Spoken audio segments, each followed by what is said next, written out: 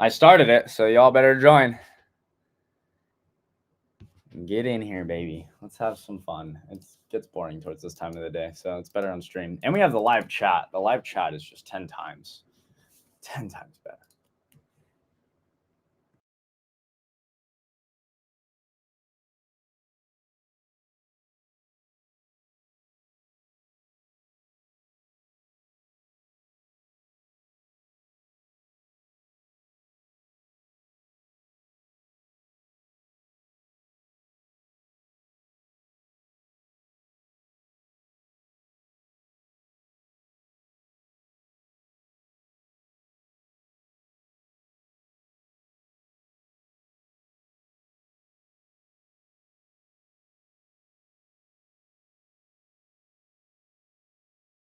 Interesting.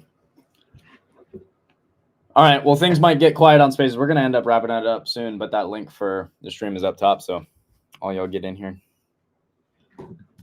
I'll get my screen shared too. Let's see if any of our afternoon traders want to join over there. I hit some of the boys up. Bring up the chat. Let's go. Now I see the chat. Let's go, baby. Let me bring up this. I'll get my screen shared too. Okay, double volume there. You know, I shouldn't have this on this screen. I should have it on my PC. It's good, yeah. Oh, it's so much better, dude. Even just like, obviously for the audience stream, it's a lot better. But just like for me and you, being able to see you and like talk to you is so much nicer. Can barely hear him. Yeah, I'm trying to. Oh, there he is. He's good. I get my other mic. You're good. I'm not signed into Wolf Trading on this, but that's alright. That's alright. Let me send. Nope. Shit. Let me do that. Evan.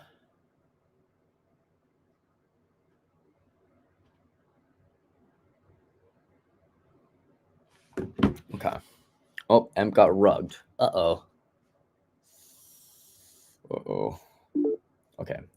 Oh, there he is. He's back. I have 1,000 tabs open, so give me a moment. I will share my screen if you want. Sure. Yeah. What up? The crew. The crew. You brought in here. I see all Rod kinds in of here. I see all Maria, kinds of people. ADR, Maria, ADR, Gene, Brent. Alrighty.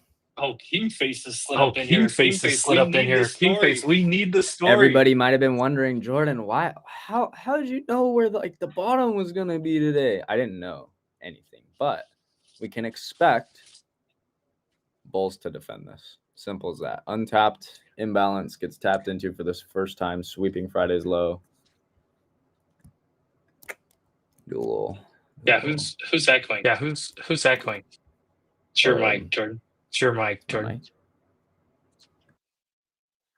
When I talk, it echoes back through you. I might wait. Do I have to have headphones on? That's lame, bro. Wait. Let's try it again. Stay unmuted. Hold on. Yep. Hold on. I might be able to. Hold on. 1 second. Hold on. DJ Ryan. Or as they call me down here, Brian. Yeah, you're gonna have to put on headphones, I think, or a different speaker or a different mic or something.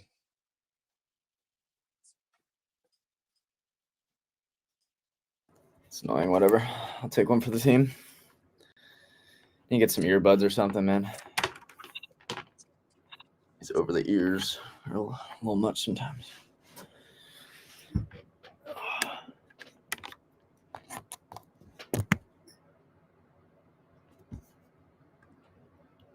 How are we feeling now? Talk.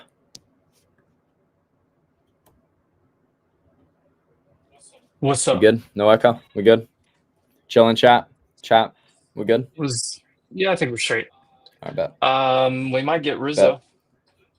Well, did I just hear Rizzo might have a webcam? No chance. I get to see Rizzo for the first time, bro. Oh, not today. Not That's today. okay. It's okay.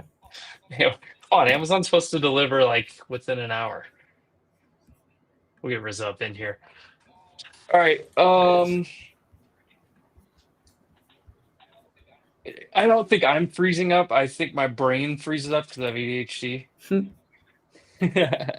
Oh, Jordan, do me a favor while you're looking at all that. What's that? Go to a higher What time time frame? frame. Daily? Whatever you were just on.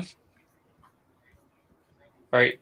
Grab your fib tool and go to that FOMC low. Wait, was that this one? Wait, FOMC low. Yeah. FOMC low is Wednesday, right? Okay. Yeah, right there. Okay. Right there. And go to the top. The high Oh, that we made 50% retracement. Or day Hello. Wait, before. I have another one drawn. Let me get this out of the way. Oh, hello. I didn't even notice this. My own system. I didn't even do this, but Emp did. You're smart, man. That would have gave me even extra confidence. I scalped the long anyway, but that's extra confidence right there because you know that halfback gets hit from the FOMC low. You sweep Friday's lows. Look at that. Literally, even if you entered at Friday's lows, you had like 30 points of drawdown, brother, before the most bullish action of the day comes out. It's beautiful. Yeah, I also use pivot points. Yeah. And that was the S2. Yeah, that doubled up.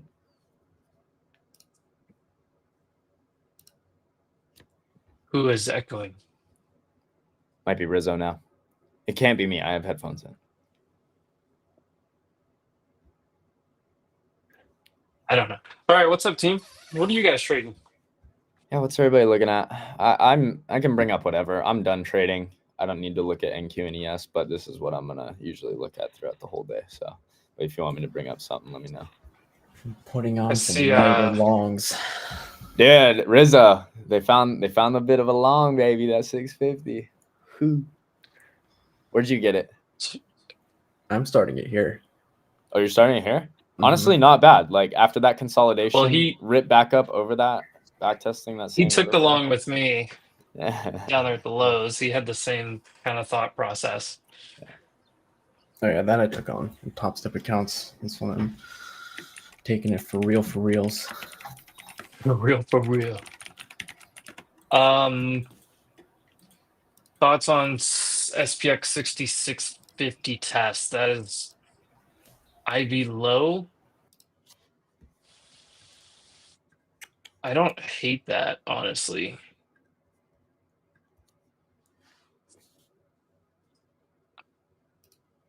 Dude, you gotta be joking me. I can't be on TradingView on my PC and on here.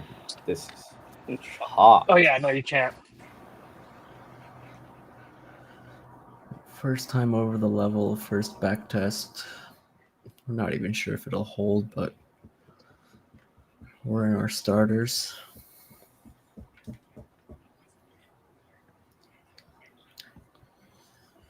I actually don't know what else I'm gonna add up against if it's not down here though.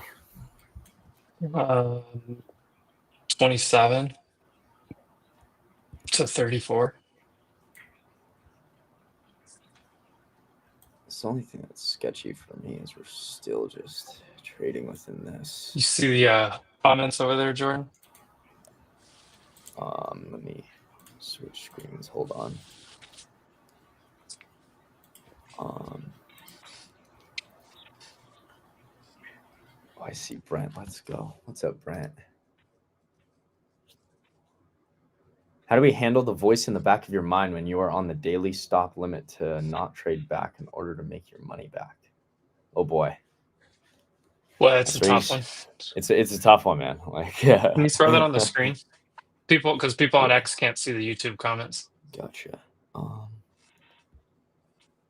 If I saw it on the restream comments, I would, but I don't see it here. I only see it on YouTube. It's about the fourth one down on restream. Or it should be the fourth one up from the bottom for you. Got it. You have a daily stop limit for a reason. Cooked. Yeah, I would say that's the thing. Like, unfortunately, it is there for. Rizzo stole my thunder. Rizzo stole my thunder. I was waiting on it to get on the screen. You answered your question. Yes. Like, yeah. No, so if the reason you should have a daily stop limit, like a daily loss limit, whatever it is exactly for this. So you don't try to come back and try to make it back. Now, the ability to walk away when you're down and you want to, like, especially if you got that fighter spirit, like, you're drinking a Modelo, you've got the heart of a champion, like, you're not going to give up. Like, that is so detrimental. It's something I've dealt with for a long time. And I've figured out how to like tamper myself a little bit, but it is tough because you can dig yourself a hole and make it worse and worse and just spiral. And sometimes you can get out of it, but what's the point of trying to get out of it? Are you just worried about having a red day? Like, that's an ego problem. If you're just worried about having a red day, and you're like, okay, well, if I just get a trade back to break even or this, like, you're not thinking about the trade, you're thinking about your P&L. And you're like, you're dealing with ego, thinking I want a green day, instead of like, okay, I'll just, lick my wounds and come back. And sometimes, like, maybe it's not a daily loss limit. Sometimes it's like, hey, I need to walk away or lock myself out for a couple hours, just reset and wait for a good opportunity. Because I've done that a couple times where I either lock myself out for a couple hours. Trump expected to sign TikTok deal tomorrow.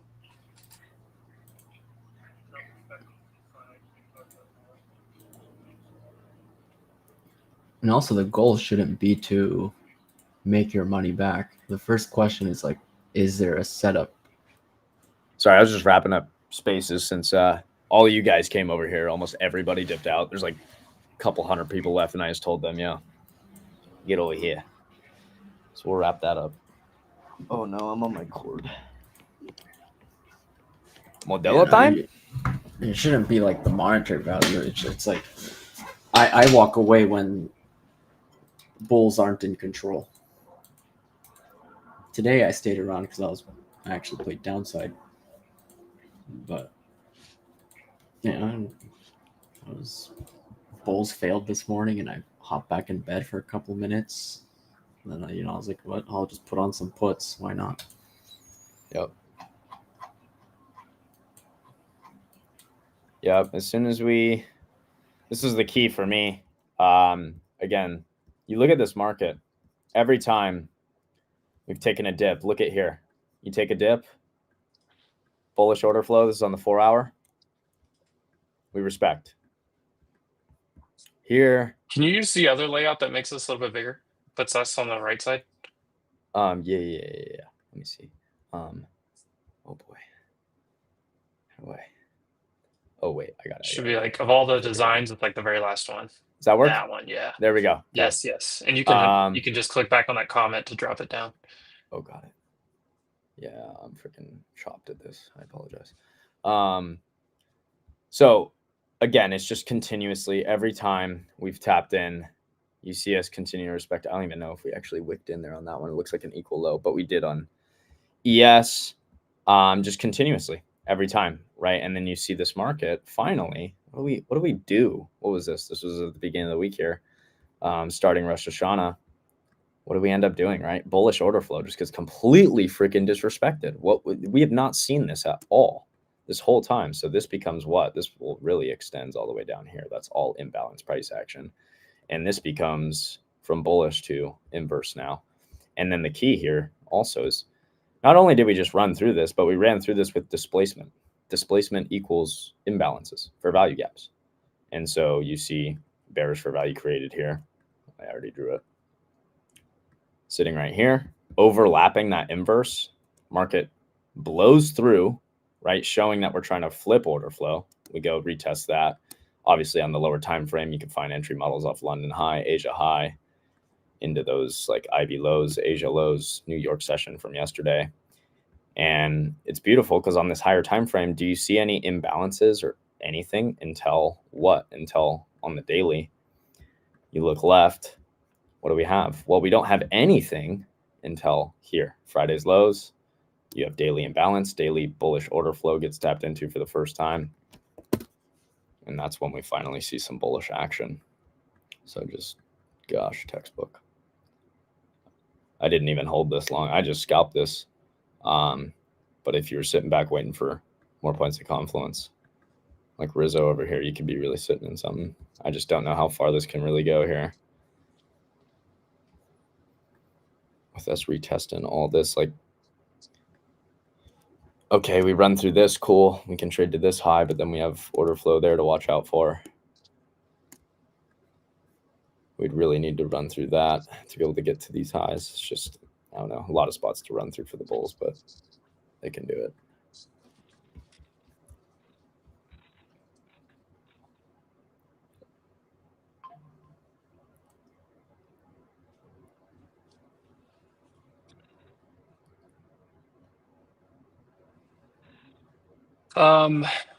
Jordan, 2 more quick requests, just housekeeping stuff. On your right side over there What do we got? of Restream, Yes. go to music, Ah, gotcha. Yeah, which one do you want? hit hip hop, and just turn it down to like this, I basically got the it. lowest level. Yeah, I remember we used to do this.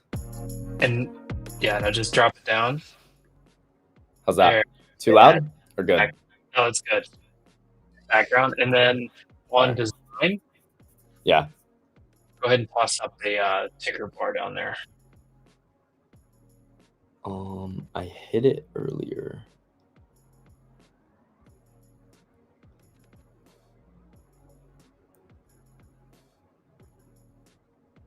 I'm trying to. Hold on. Is Rizzo's real name Michael? No, his real name's Rizzo.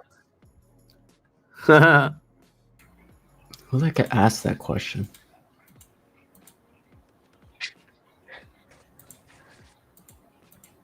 I see all these overlays, Amp. I'm just Is there a famous struggling to Michael find the Rizzo? ticker bar. No, go to design. Yeah, I'm on there. Or not design. What's the other? Oh, captions. I got it. Sorry. Captions. That's You're on good. me. Here we go. Gotcha. The other one. Well, no. Go to the other one. Is the ticker.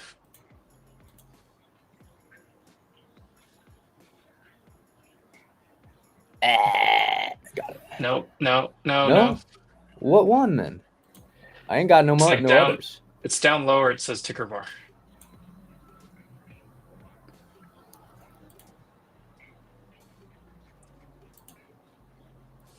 Because there's one that says lower third, and there's one that says like ticker bar. Yeah. There's a ton of them. Yeah, or you can just edit one. Tesla. I was talking to Rizzo about this earlier. I've seen the comments over here from Ali. Tesla, God, it like was rejecting around this 430 spot. Now it's holding it. Yeah, I can't buy it up here, but the thing looks like it's just going to keep going. This is the ugliest screen I've ever seen. I guess it's not the ugliest charts, but it's pretty bad. The people in Welcome to my the stream, in my Evan. the people in my trading world would argue the complete opposite. It's as clean as it gets.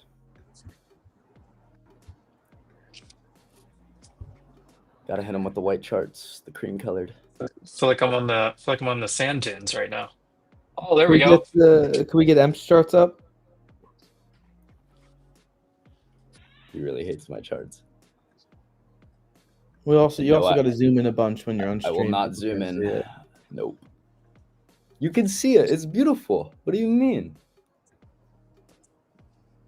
All right, there we go. And I don't know how get you me off operate the- a the screen get me so off zoomed in. the futures. Give me some stocks where give me Excuse me. SPY. Hold on, Evan's here. There's only one stock that matters, and it's red. It is red today, but bought a little bit more. Let's give the people what they want. We're not, Here you go. What we got? We got a little retire on dividends as well. I'm sure retire on dividends is just jacked up to watch NQ and ES. That's what he seems excited about, right?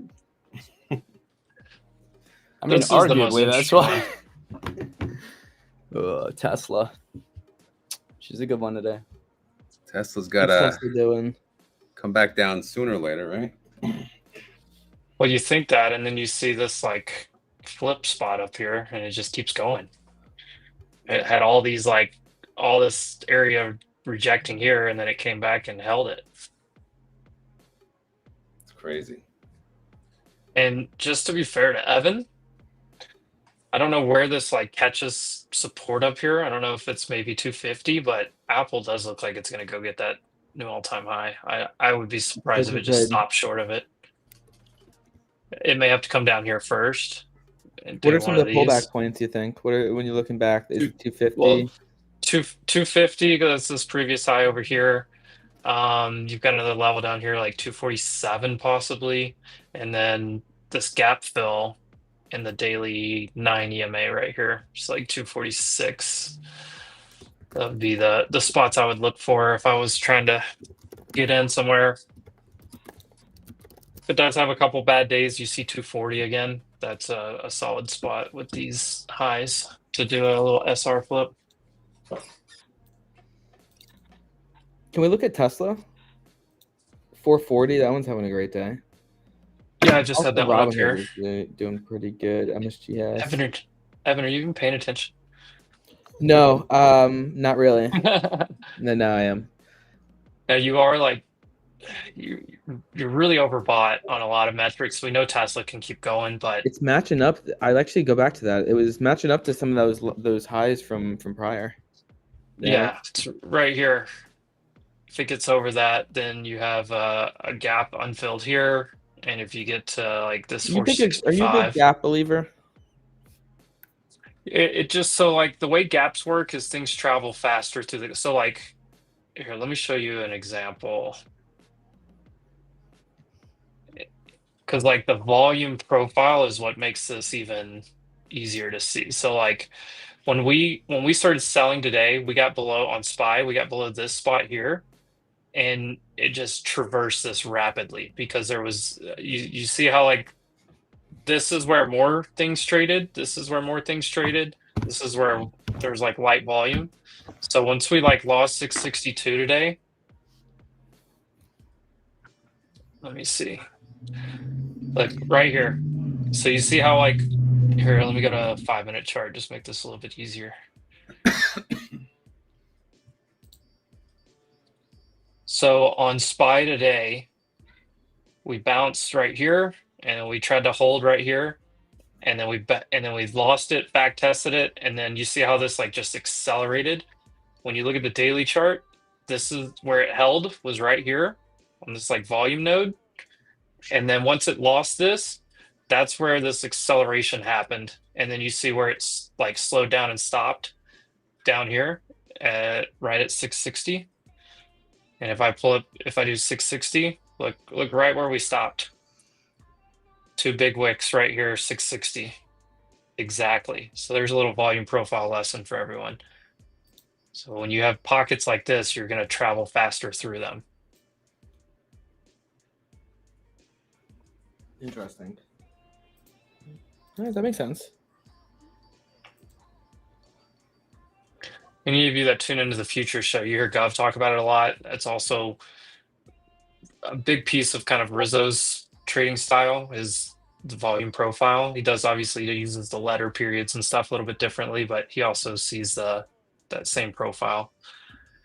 What's Oracle doing? Did you hear that news a while ago, Evan? No, I don't think so. The $15 billion of debt or something else? No, there's a report out that Trump is supposed to sign the TikTok deal tomorrow. Ah. But then there was something about closing within a certain amount of days. No, I didn't see that though. Interesting. Yeah, I think you sign it and then you have 120 days to close, I think is the Interesting. actual thing there. Jordan, we're going to get you to figure out that ticker bar. About open. Where's Dude, you open might go? need to take over because like I have no idea what you're saying, to be honest with you. I see captions, I see ticker, but like I don't know what you want me to throw up there. There's like 10 of them. You can just click edit on one of them and type it in if there's not one that already says YouTube on it. Should already be one in there that you just used. You asked for Open Rod. Yeah. So Open's an interesting one. I have problems with the company itself. I don't believe in the story, just fundamentally, but the chart is the chart and the momentum is the momentum. So regardless of that, these right here, you have a 21 EMA and a basically a simple 20 moving average on a daily. Both of the like right now, this could be a little ping pong action today. You came down into the 20 and 21 EMA yesterday, and you bounced. You come back to the 9. You also fill this. You left a gap right here,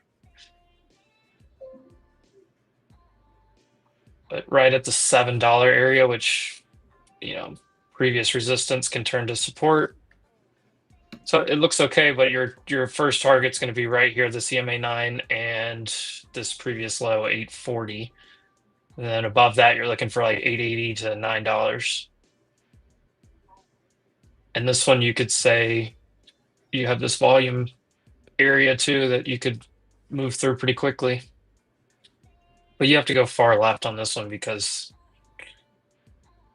anybody that was trapped in over here is probably finding a way to get out. But this is an interesting. I mean, once again, I don't really like the chart. I mean, I don't like the company. The chart looks fine.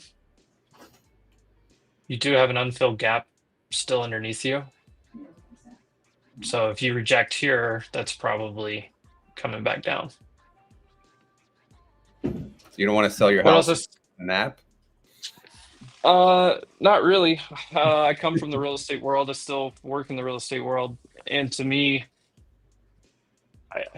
I don't know. I don't think the concept really works. Mm-hmm. To me, it sounds like Carvana for real estate. Yeah, exactly. I don't know. There's just so many things that can go sideways. Most people are only buying a house 2 to 3 times in their life. And I don't think they want to just have some app sell it for whatever price to somebody. Plus, if you're doing that, you're probably getting ripped off. I put my my address in last night. I did like the offer.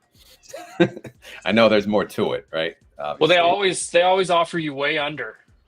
Like that's how they make money, right? If anything, No. it seems like like one of those loan shark things, like payday thing, where it's like, oh, you want to sell your house? We'll just give you a low ball offer and get you out of there. Can we fix the thing so that he's the 5-bar guy again? Or hide me backstage or something? Yeah. That'll work. Bring Jordan back. But yeah, Yeah. it's Maybe an Jordan? interesting. I mean, there's more to it. The other thing, Rod, that I don't like, I don't like to invest or trade in stocks that get the meme like stench to them. Some of them get it and then shake it off and like something changes. Like Palantir kind of had a little bit of that smell to it for a long time until the story kind of fundamentally changed. Yeah. The other side of it is like, I mean, the guy's camping outside of Drake's house trying to get him to, it's just like, what are we doing? Yeah, that I don't get. But I do like the new CEO. He seems motivated. Yeah, they brought back some decent names. Like, is it a turnaround story? Maybe, but how far does it turn around from? I mean, it's already gone from 50 cents to $10. So Yeah. I don't know. It's tough for me on a risk reward basis to want to buy anything up here without some type of like consolidation telling me that price is going to stay up here. Because when you go from, I mean, what is that, like 2,000% or something? Yeah, it's basically up 2,000%. In a short period of time. That to me, I have trouble on a risk reward basis. Yeah. Where's some of the other names in the chat? I know Jordan's driving us over there, but I saw Nebius. Yeah, I brought last Jordan back up Friday- on the screen, by the way. I want to see Jordan's pretty face. That was sad, but last Friday we talked about this Nebius. I saw somebody drop it in the chat. Wolfie came on with us. We talked about the trade. So this was Friday's candle right here. Did we send something out to And- Wolfie?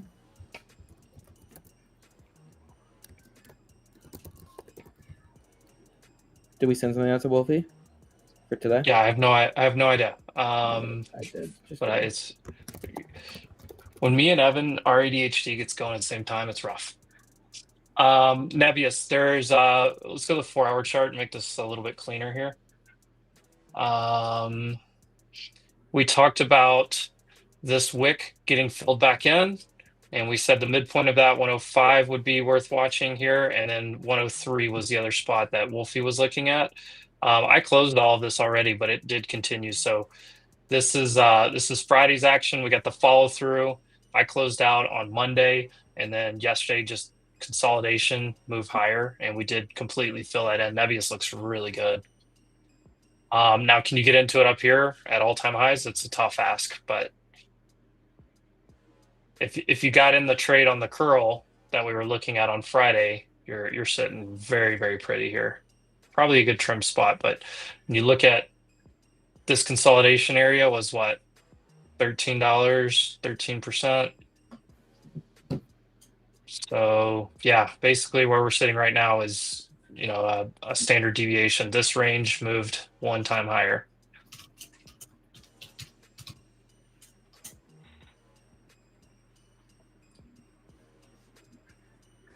I did see Rod. I see this comment over here from Frappuccino. Management of open or selling. Yeah, it was like a husband and wife. I think they got married after they started, but so it's like their cells were separately, but they both sold like 43 million each or something, 40 million each. Some big insider sells, which you can sell for a myriad of reasons. And ES is looking terrible right now, and NQ is getting smacked on that spot up there.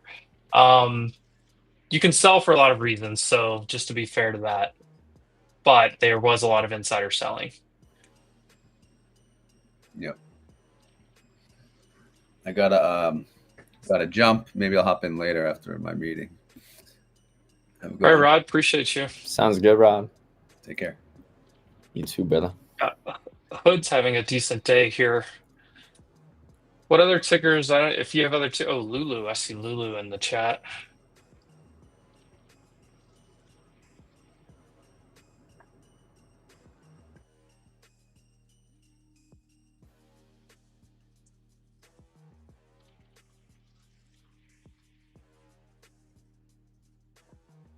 No, yeah, there's a couple things in the quote. Lulu for a bull and Hood for a pullback. Well, that's what you're saying. But please talk about Snapchat and AMD. And was this one you've looked into All right. before? Give me the TA on Snap. Yeah, I was looking at Lulu here real fast. You still have a nice move to here. I want to see what this looks like. So 182 to 185. I like Lulu. If it gets through right here 177, you should get a pretty nice move because you've got, once again, you have this big gap right here and the previous lows over here. So Lulu, and it looks good. I mean, reclaim of the daily 9 and hold right here, pushing into these. It may slow down a little bit, but you got over the edge of the gap, so you're getting into the gap. You look for half gap. So Lulu looks pretty good. Snapchat. I hate Snapchat. I did not really fully understand the news the other day. It just didn't seem, I don't know, I didn't really dive into it fully, but Snapchat got crushed on earnings again, like it continues to do. Actually, if you zoom out, this is what Snapchat's been doing. Just nothing. I mean, new lows, It's major downtrend. Can't get off its back. But if you look here, if you built a position in the space on Snapchat, you got to the 200-day. Look exactly where it rejected. This is 200-day moving average.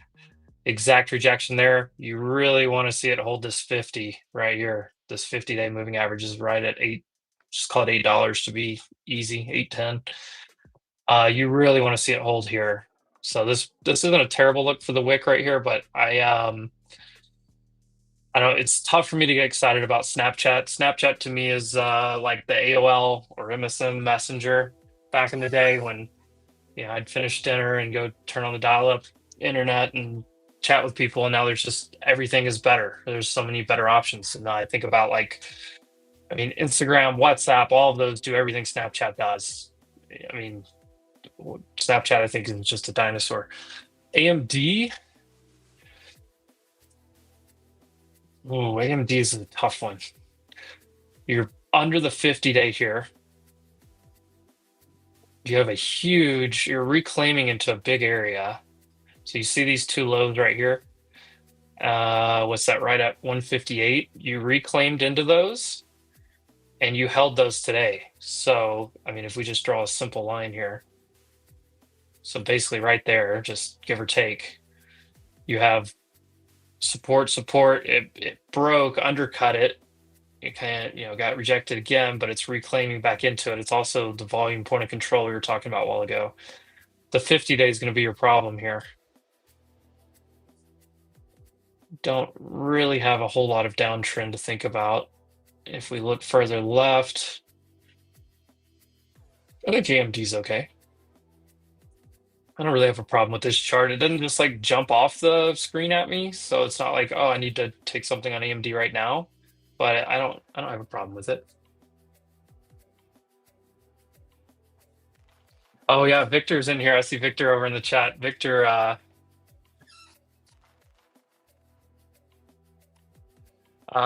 yeah, we talked about Nevius. I do remember you saying that you wanted it to go to like 115. That was beautiful. Profast looking at Grab.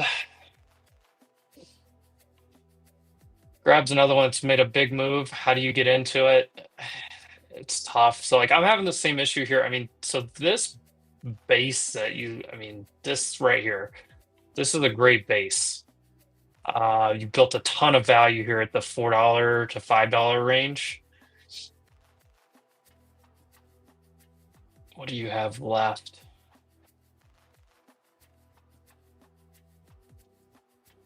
I mean, your upside targets have to be in the $7 range first, and then you can try to look really higher. But I think if Grab came back to right under 6 to 550, this area, I think you could get a nice risk to reward long there.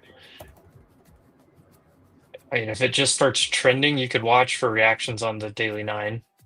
That would be interesting. Marvell had some news I heard a little bit earlier. It's breaking the 200-day. So most people, if they were in this trade, this is going to be a major trim spot. And then you start to push through. If this pushes through and if this closes up here above the 200-day, that's a really good look overall. And you see all of these highs here. It's breaking back above those. Marvell's chart actually looks really good. I actually like this one. There was some kind of news that they had a buyback or something. There was some kind of news on that today. I don't know if Evan has that piece. I just heard it in my ears earlier. Didn't really dive into it much. Transparently, I've never been more flustered and all over the place in my life. I have no idea what's happening in anything at this point in time. I'm sorry. Tempest AI, this isn't a great look when you get this big of a rejection up here. But I mean, you just kind of eyeball some levels, 75, maybe 80. So maybe right here, you've got a high here and here. Yeah, I mean, you don't really want to see it just knife straight through some moving averages, but it's, I don't know. I mean, this is another one. So like when you think about it, I mean, look, from August 1st, we get 83% move. I mean, this would just be a halfback test at 75. So like even if you just draw simple Fibonacci here, 75 right there is your halfback. So I don't know, that's something I would look for there on Tempest. What was the other one that?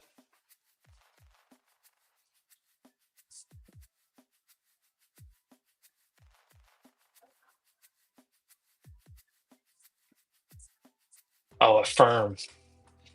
Buy now, pay never. Affirm. First thing I'm gonna look at is this. So you're kind of trying to break a trend line. Yeah. It's a tough one. I mean, you could say that trend line's broken if you wanted to go to like the ultimate trend. It's not really a full trend line. It's only 2 touches. I'm just saying if you're looking for a downside target, it's probably where it'd be. But kind of have a structure break here a little bit. So every time it like came down here before, it kind of got bought up out of it. Even like this one, sorry. Like this one right here. There's a headline for CLSK going on right now. I'm not sure what it is. But that one's interesting. And then this one, you have a full body all the way down to the low, and then retraced it a little bit to that high. You see this? So you had this move down, and then you retraced to about here and got smacked and then pushed and you broke that low. So it's not a great look on a firm. Probably going to come down to 80 or that. I mean, if you're looking for this area, probably right here, 78. Got a little volume shelf here, and you have the 50-day moving average catching up. Last time it touched the 50, it got bought up nicely. See these 3 candles over here, right on that 50-day getting bought up.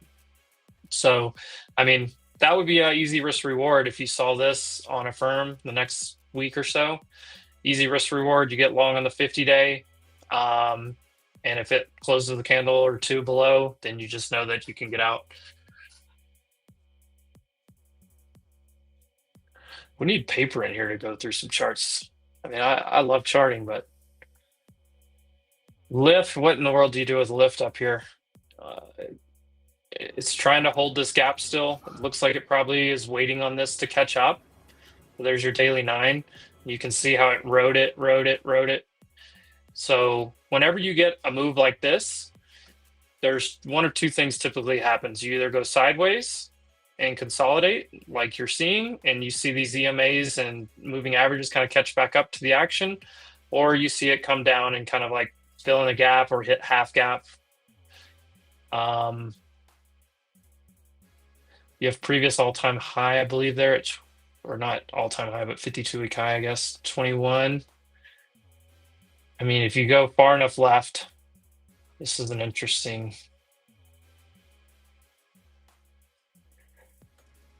You can just mark a couple of these highs and see where you're at. Yeah, so you're hitting resistance right in this gap from back in the day. There's a gap right here. Where does that take you to? There's a gap from 22, 23, basically to 30.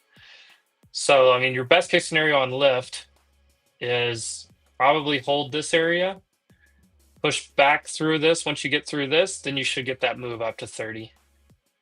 Otherwise, this doesn't hold, you're probably going to start coming back down to 20, and you can look left and find some spots there. But once again, for me, I don't like to play breakouts, I like to play setups more so than once something has already done this. I just think it's a flip of a coin whether this you get like you catch and keep going, or you come back down to here. So until like I see further consolidation or a pullback to like back test this where you get like a bottom wick or some type of sign that buyers are stepping in, that would be what I'd look for there.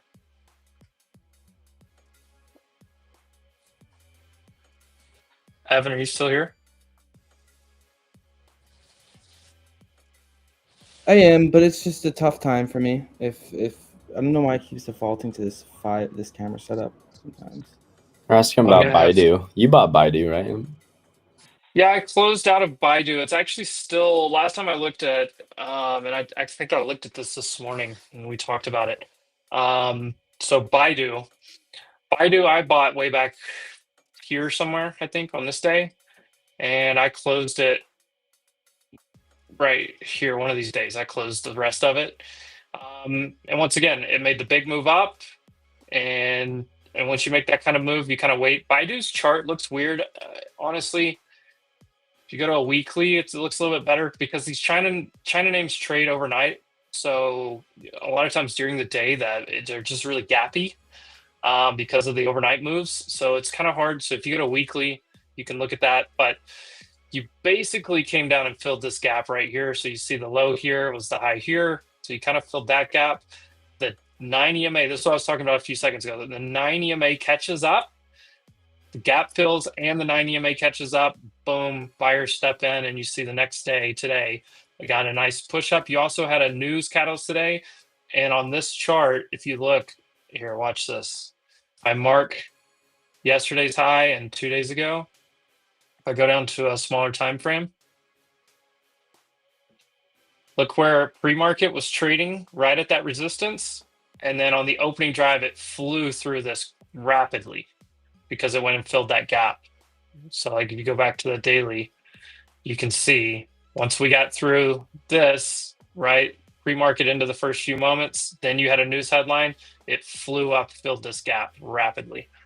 But Baidu's a tough one. I mean, it's still bullish like long term, but if you're looking for like an explosive move, I don't know that you're going to get it. But if you're, I mean, you could easily get continuation of a lot of these the China AI theme seems to be a hot theme right now.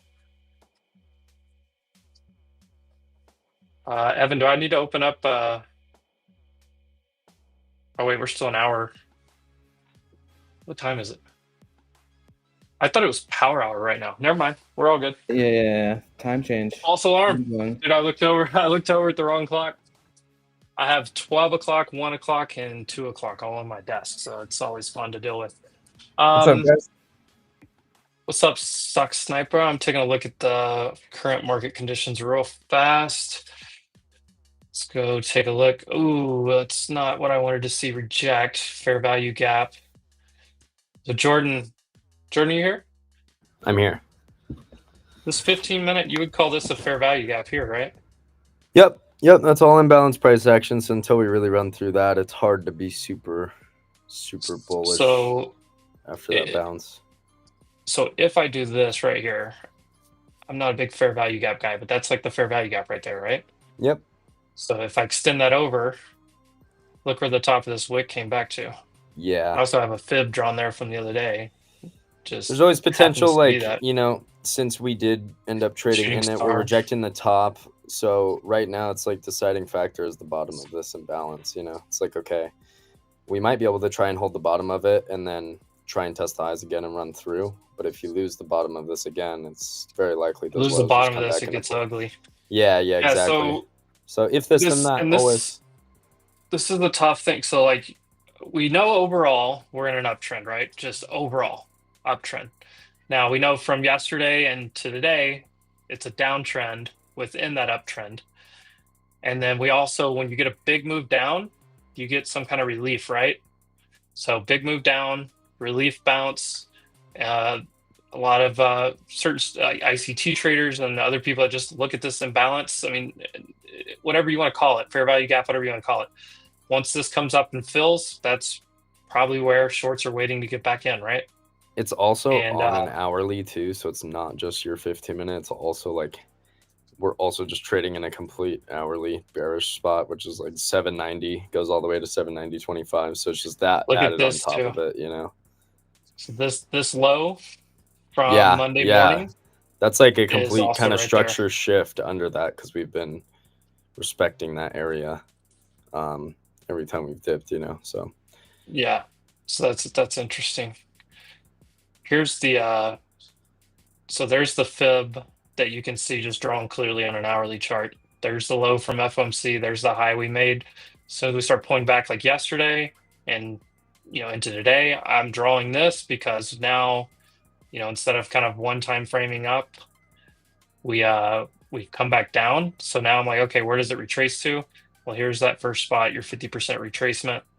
And you see exactly where this bounced today. It was also, you can see the S2 pivot points, that's just calculated on daily price action. S2, 24,634. These were within a tick of each other. And I mean, literally, zoom in down here. These were literally within a tick of each other. And there's that nice reversal bounce play. Sniper, what's up? I don't want to ignore you there. I just wanted to do a little market update, and then we'll get back to some of the chat as well. Sniper, what are you doing? What are you watching? At the moment, I'm watching Kratos. But honestly, I was just trying to make sure everything was working earlier. My computer was making some crazy sounds when I first got in here. Oh, you're good. It's good now. Oh, goody. Yeah, just a little trade idea I got, but I've been taking a look at Kratos throughout the day and thinking about potentially getting into some leaps after the day we saw today. The name's been absolutely on fire, and we're seeing just a little pullback today. But I want to see what happens next.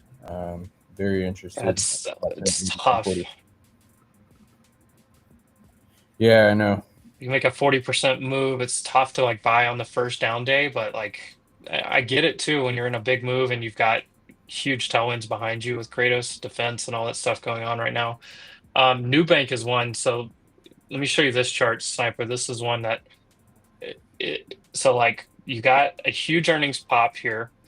I bought it right here, back tested the 50-day, bought it here, bought leaps for January, and it went on this great run. It went sideways, and you see the EMA9 just catching up. And I actually bought some more on this day. The EMA9 caught up, and I saw like third wick down to it. So I bought some on this day. And then now, like, here you go. And if you're trying to chase the name, I mean, if the trend's going to hold, the trend's going to hold. I'm not buying today because I've already added once, but it's a similar thought process to that, to like a Kratos, for example. I feel like if Kratos goes sideways another 2 days or so, maybe to the end of the week, this EMA keeps catching up. You get a wick to it. You see a buy reaction. It may line up with this low. That would be an ideal spot. But you get a big down day like this. Sometimes it's a good day to load some leaps, and the Sniper's really experienced in those. And a lot of times you look for that IV because like those, you get a big down day. A lot of times that IV will push down on some of those further out contracts. You can take a look at it. Not always. Sometimes, if IV just expands on both sides. But that usually happens with more of a break of structure type of fall rather than a pullback type of fall. Yeah, I'm not necessarily saying I'm getting into them. I'm just looking at them. I just find them interesting. Kratos is a name where I have the shares, and I have a decent amount of shares, but I wish I got more, obviously, in retrospect. And I've been waiting for a day like that. All right, so here's an interesting one. Serve Robotics. This thing, I mean, you talk about just, a massive cup and handle right here that's breaking out. So here's your cup, here's your handle, right? Breaking out of that. Or if you're just a simplistic, here is a long flag, kind of downtrend that broke out. You have a gap up here that I see that we're right on the edge of at the other high. And then look, you made a big move. The MA9 is caught up. So the blue one is the MA9. I like when I see this. See how close all these EMAs are together? This is a 200, a 50, a 20, a 21 EMA, and a 9 EMA. When these are all this tight, that shows me a lot of price compression, which leads to expansion. I also see all these EMAs are starting to point upward. And then I see the fastest moving one, the 9, holding here. Buyers present at the MA9 again today. Serve Robotics. This actually looks pretty good. More confluence. These highs over here are right where we're trying to hang out. You get back over those. That should help. And then, of course, if you clear this high, you have that gap fill from 15.5 up to really 19 or so. There's some traffic in there, but it's still a nice little gap to think about.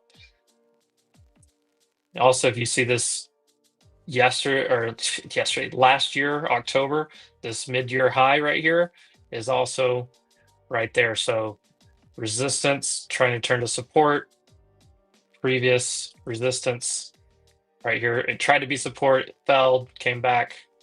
So that just from a technical standpoint looks pretty good. I don't know the story behind Serve Robotics, but I like the chart.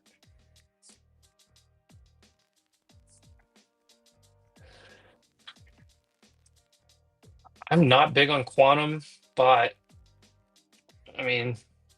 here's your cup and handle again for those that trade patterns. Really, even if you're not worried about the pattern, when you see this curl, explosive move, look at this. So this is a very interesting one. This big candle, explosive move, gets sold off the next day. The EMA9 catches up, buyers are present, and then look, higher low. Higher lows, higher lows, higher lows, higher lows. You went from downtrend to uptrending, and then you've got bottom wicks tell me that buyers are coming in. That one's interesting as well. See CRM in the chat. I love the chat over here. And we kind of just decided to do this. By the way, market just broke structure. Yes, back to those lows.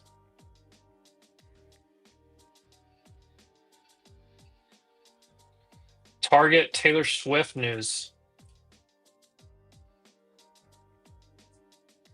Target Taylor Swift news, if anybody wants to know.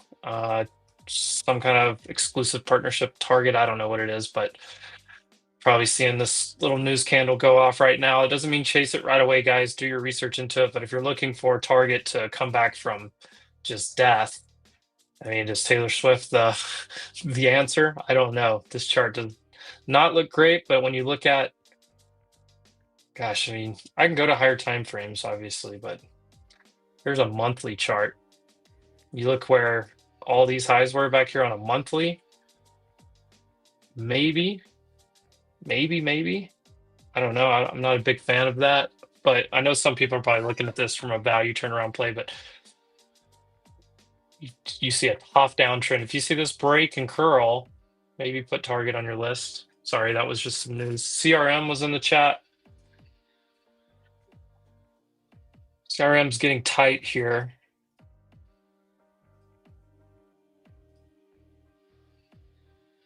You can probably look at that as your trend.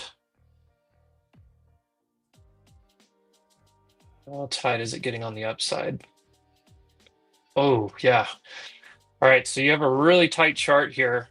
You need some positive news, but a couple things that I like.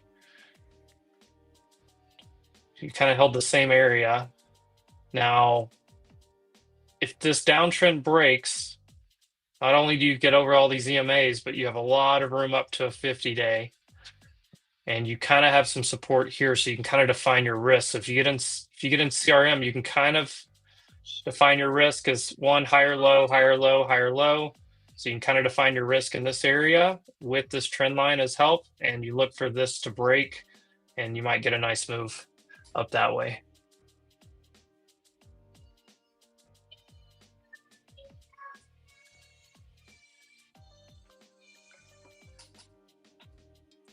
Let's go back, take a look at the market here. Look at that Target. Target just on Taylor Swift headline. It went, low of day almost up to orb high. So there's that little fair value gap that we talked about. Is it holding? I'm getting a big wick on the 5-minute here. Do we hold the same spot? It's trying to hold that 5-minute to the left too. Is that on the 5? Yeah. 5-minute bullish to the left, all that. Yeah. Yeah. So, I mean, when I see a tweezer, a lot of times I see you come back, and if you wick off of a tweezer, you'll just for fun. This is something that I see pretty often. So here on ES, you see a tweezer, but you also see where that candle closed on the tweezer, and you see a wick come straight back to it. Buyers step in. Now you have a nice looking, like, hey, we're going to hold in today. Kind of holding a decent spot there. 680s was an area we were watching, and I mean, Rizzo were watching. Doesn't mean like chase into it, but I mean, if you long here, risk the low. Wouldn't blame you. A decent looking candle there, the 15-minute.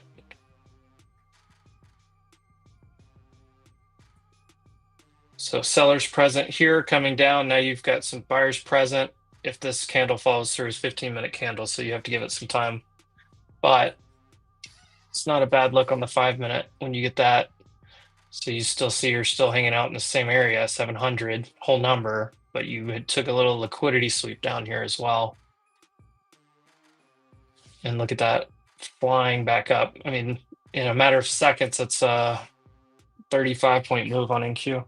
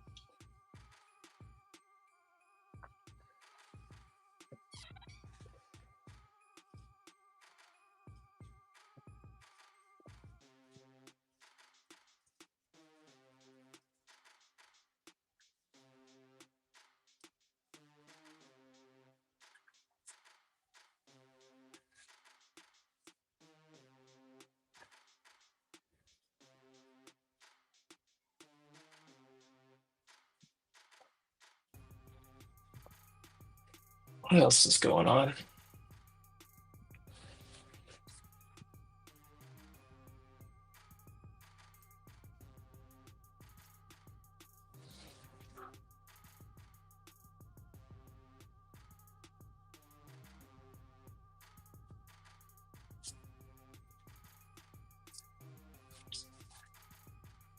You guys like the stream? Options Yo. Mike out with us. What's up, Mike? Oh, an options Mike. What is this, man? What are we doing here? Trying something a little different, having some fun. I like it. Little video. If you also wanted to share your screen, you can and play around on the charts. But how you doing, Mike? I see the screen. I'm doing good. I'm trying not to let this market lull me into a deep coon coma. This thing is boring as hell today. How about you guys? Just trying to decide if Taylor Swift's going to pump Target here on this headline. Taylor Swift would never do anything like that unless she made a lot of money. Yeah, that's the problem, I right? don't Is know. how much money did Target spend to get the Taylor Swift? Yeah, More- I don't That's know actually a about- good point. More than you and I have combined. Yes. Let's just start with that. Everyone on this panel combined. Fine. By the way, Amp, one thing I will say, I don't think just having the ticker there really does much. If anything, what I would say is when you do kind of make a CTA to it, having it there isn't horrible. But yeah, by the way, if you guys are enjoying this, we're trying to do more of these live streams. If you're watching on X, great. You're probably already following. But if you're watching on YouTube here, make sure you're subscribed to the channel. YouTube, I think, has a better streaming experience, is what I'll say. The chat seems to be more active, all that good stuff. So if you're watching this on X, look on the timeline. You'll see a link over to the YouTube. Come join us. Now, come hang out. Is But this make sure you're is this delayed by 20 seconds like most of YouTube is? So, Or is this real time? so I believe we didn't change the setting again. I think that there seems to be something we need to change. But I do know YouTube, it can be a couple seconds. I believe we do. I was looking. I think I saw this as normal latency. But we will get it down. This was kind of a last second one. We were just kind of doing it. Okay. I think what we have to do, and Jordan maybe doesn't hear this. Did he just leave? I think he just left. But what we have to do is after you create the restream link, then you have to go on YouTube and change the latency after. Yeah, I don't know. We'll figure that out. Yeah, but that is kind of important, getting the thing down. What is up, Elser? I believe that looks like a comment of someone who would have just came from over from X. Yeah, it'll be like 15 seconds. Listen, I think we can get it down to 15 cents. We will get that. What's up, Mike? Welcome back. Yeah. There we go. We got another Bull two is- of you guys subscribed. Bull What is is an that? interesting one. I don't really know. Somebody was asking about Bull. I don't really have a great. I mean, it's a recent IPO sort of thing. I mean, you can see above moving averages, getting rejected at the 50 right now. You broke a downtrend. I mean, I don't know. That one's a tough one. I mean, these China stocks. I mean, Baba's on an absolute tear. Bull looks decent. Baidu had a nice pop today. Yeah, we were talking about some of those other. Baidu had a autonomous driving headline, like they got regulatory approval for something. We were looking at that one a little bit earlier, and and Baba when I heard the headline, Mike, it was there was a bunch of flow that came in, and I saw this gap fill. It was a pretty clean setup trade off the open. constantly breaking in and out, and I don't know if that's just for me or if that's all of us doing it. I can follow your conversation, but you're constantly going in and out. I think it's you. Yeah, I don't know if I think it might be on your end. I heard you robot a little bit there, but it's all Could good. be. We need Knots at lunch. He said he was going to join when he got back. I've asked so many. I've asked options Mike this. I've asked him or Knots this. Like Hims to me, I just cannot get a good like. This thing just goes back and forth so often. I can't get a good read on it. The best possible read was just getting a shot off this 200-day back on the 1st or second day of September. Yeah, that's when the suit came out. When I mean, there's over 100 different names that were involved in the early September incident, but I think that's the latest thing that's been driving it up and down. Developments inside of that whole case. Basically, they're saying that the advertising was not exactly the most ethical. They're saying that they kind of misrepresented their drugs, their what's it called? Their GLP-1 and semaglutide compound. They have a generic version, and they claimed it was the same one, but it has not been FDA tested. So they're saying that they cannot claim it is the same exact active ingredient. Yeah, it just like to me, I see this thing go, up 5%, down 6%, up 12%, back down, back up, back down. It's just, I don't think people know what to do with this. This Well, this was looking so good, and then like boom, that news came out back here too. There was something that came out this day back in June, but I remember this chart looked so good, and then just got absolutely destroyed. I mean, look, if I hide this looks like a beautiful chart, right? This is the problem with some of these other ones that we were looking at earlier. Beautiful cup and handle, nice curl, looks like it's going to go to all-time high, and then just yeet. And then look, I mean, if you held, it recovered, but then it came back down again. Now it's right back kind of in the middle of that same consolidation. I mean, take a look at the revenue growth on this name alone from Earnings Hub. Could I share my screen? Yeah, absolutely. Jordan will have to tap you in there real fast. Just hit share screen.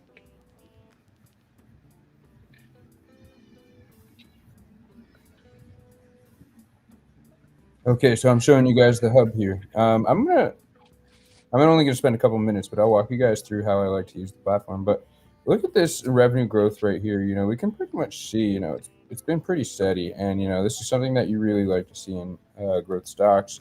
When we see the EPS, it's been a little shaky. It's kind of all over. But just to show you guys something about how easy Earnings Hub is to use while I'm here and I got this in front of you. When you hear us all talking about the AI transcripts, this is all we click, and it's right here, and you can pretty much find out everything that's going on, with just about any company. And you can pretty much get the whole story on HIMS right there very efficiently. And I like to just pretty much read the earnings calls. I don't really listen to any earnings calls anymore nowadays. I just like to read that, and it only takes us a couple seconds. But this is just in a summary how I like to use Earnings Hub. And when I take a look at this, HIMS just looks pretty good. That's kind of what I like to see as far as revenue growth goes. And until there's a change in trend there, I'm probably going to stay long and strong. You could kick me off now if you want. No, you're good. Are there any charts that you want to throw up or anything? I mean, I've gone through a lot here. Yes. I mean, if not, no worries. I don't mind looking at my screen either, but I like seeing other people's points of view too. Give me 1 second. I'm making it not look like chicken scratch for you guys.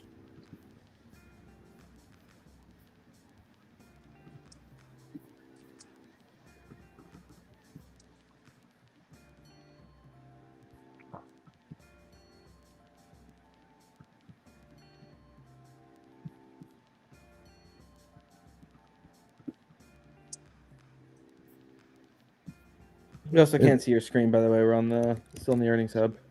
Oh. Well, that explains. Hang on.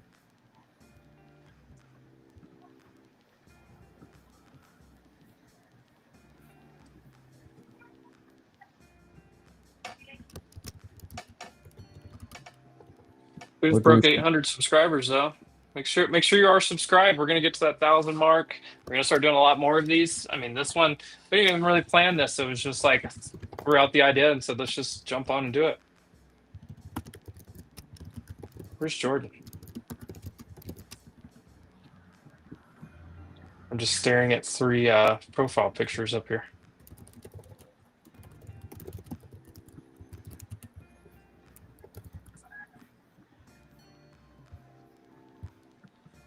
Oh, well, I was also just putting link. Okay, let me put your thing up. That was my fault. I think I might have taken control over this thing. And Jordan said he was going downstairs. We got Oh, I your guess. stream back up, Emp. And yes, shout out to Emperador for leading this. Leading a live stream is a lot different than leading spaces. It takes a different, level. Oh yeah, you gotta steer a lot of ships. Doesn't that make it better? That makes you more connected. I think that makes it better. Like honestly, man, you keep doing this. Oh, I love pulling the strings. I like it. Like Friday, here's I'll what I'll probably say. be doing it again. Could you maybe keep this going, and then I can go and open up stocks on spaces. I can open it on my phone. Yeah, that'd be good, and then I could drive it then, and you can kind of keep doing this. Yeah. I put out another post. We need 1,000 subscribers on YouTube. If you don't know, to start getting monetized and making money, you need 1,000 subscribers and 4,000 watch hours. So we're getting close to that. I'm sure most of the people in here already, because we've been saying it like 75 times in a row. I did just put out another tweet though on X. You guys should go on X and share out the post that we're live. Navitas. This is interesting. I mean, you see the volume point of control. So the biggest spot where everyone has been buying or selling this thing is right here, 674. And if I zoom in a little bit, that was low of day yesterday, basically low of day today. That's the 50-day that it's trying to hold. Like every time it's wicking down in here, you have a 9 EMA catching back up. You've broke out of a downtrend, kind of back tested it. So like here's an interesting, you can look at this downtrend a few different ways, but if you look at it that way, you look at this one, you can kind of draw it a few different ways if you want. But there's a touch there, and then a break there and a push away from it. Here, hold on. Let's just do that. There we go. And you made a little mini flag right there, pushed away. I don't know enough about the story behind this, but the chart itself, once again, you've got a lot of highs through here that you can be long against, plus this big volume point of control right here. So is it possible for SoFi to go to 25? Are you looking for a pullback on SoFi? So SoFi, here's another example of your moving averages. There's a 21 back on there. But your moving averages, I mean, look just how often it just keeps holding and riding this. I mean, people are just buying dips. This one has got similar to like a hood type of feel to it, where it came down here in the gulag forever, built a big base. This one actually broke out, back tested, and then launched, right? And so here's your previous all-time high. If we like do this right here. Oh, no, go back up there to the very top. Previous all-time high. Look at today's low. So there's your best risk reward spot if you're extremely bullish on buying it. If it breaks that, then yeah, you probably look for it to come back down to like 27. But I mean, anytime it's gotten into the 20 moving average or the 21 EMA, it keeps getting bought up. You see all this right here. So I mean, if you're looking to buy it, or if you're in a short, that's probably your target, because you see these highs here. I mean, first target's probably there, right? But then you see these highs here, and if you look left, there's even more context there. SoFi's tough. Amazon's probably one of the toughest charts, I think, to trade, because it so many times does it look like it really wants to go, and it just doesn't. For the long term, though, I Earnings. mean, the answer for that is probably yeah, but it's just for the long term, yeah. I mean, what are we talking about? It's Amazon. Can you put It's one put of the this on Max the 7. one? What does a 1 week chart look like? So, I mean, the thing is, Amazon, like if you remember back from 2020 to 2022, it went sideways for 2 years and pulled way back. It's been on a nice trend up here for a while. But if you're looking at this on a weekly structure, this isn't really the candle you want to see.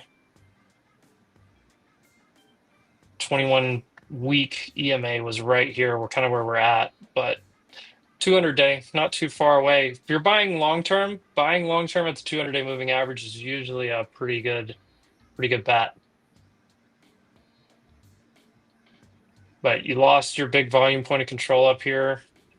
You lost all the moving averages and got, just absolutely smacked. But we're in a raging bull market, so is this a buying opportunity? Some would argue so. So, and I'm not going to argue against that. Raging bull market. You get some down candles maybe on some news or something. A lot of times, more times than not, I would say it's a buying opportunity. I would be more interested in Amazon off the 200-day. I just think that would be a really good. And look, that's a high back here. I think that would be a good spot if I was looking to add some Amazon. 215 down to 217 down to 215 area. That's probably what I would do. Circle. Circle. Obviously, crazy IPO. Big downtrend. Finally broke out of that. It broke out of the downtrend, but it's kind of consolidating here. Honestly, it's not. To me, it's not really either yet. But it depends on what you think about Circle. It's still so new.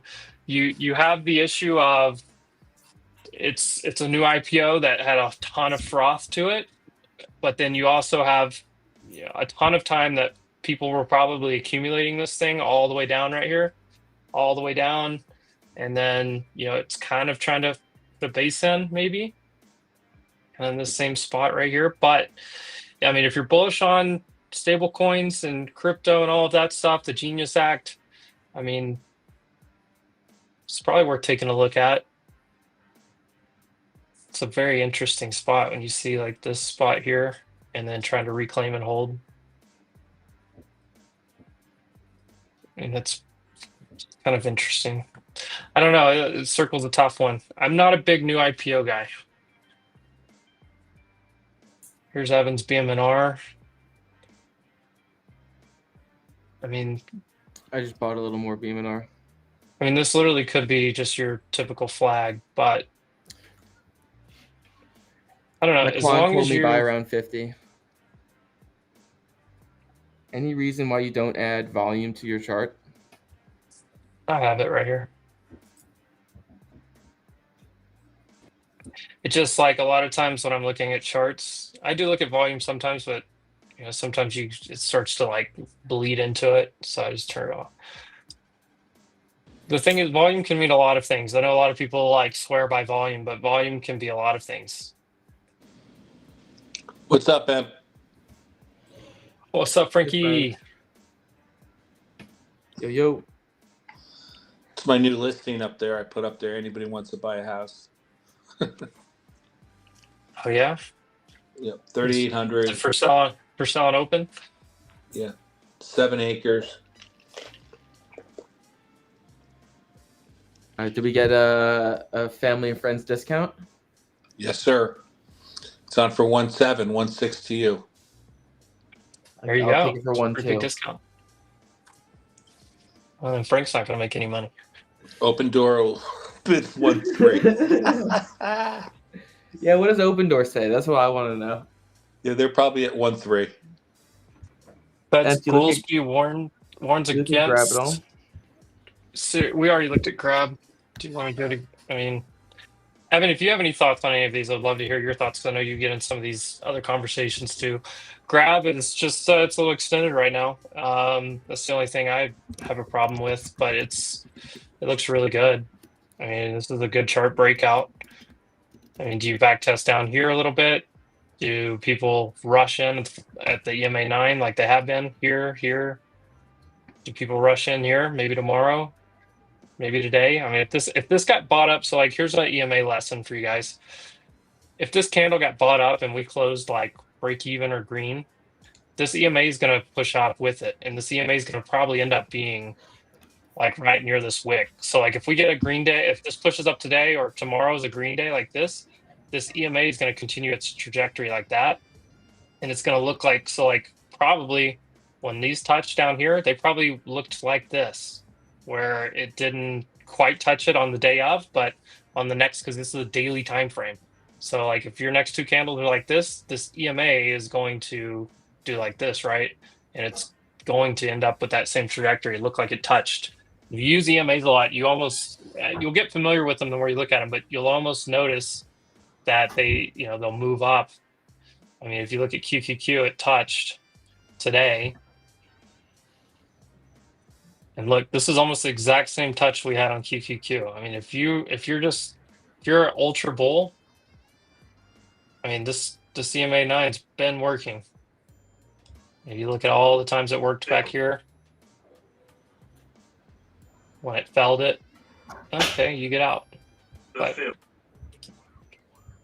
are you doing over here, Frank Long? No, I'm shorting it right here. Small. Shorten it into this area, yeah. Just a starter.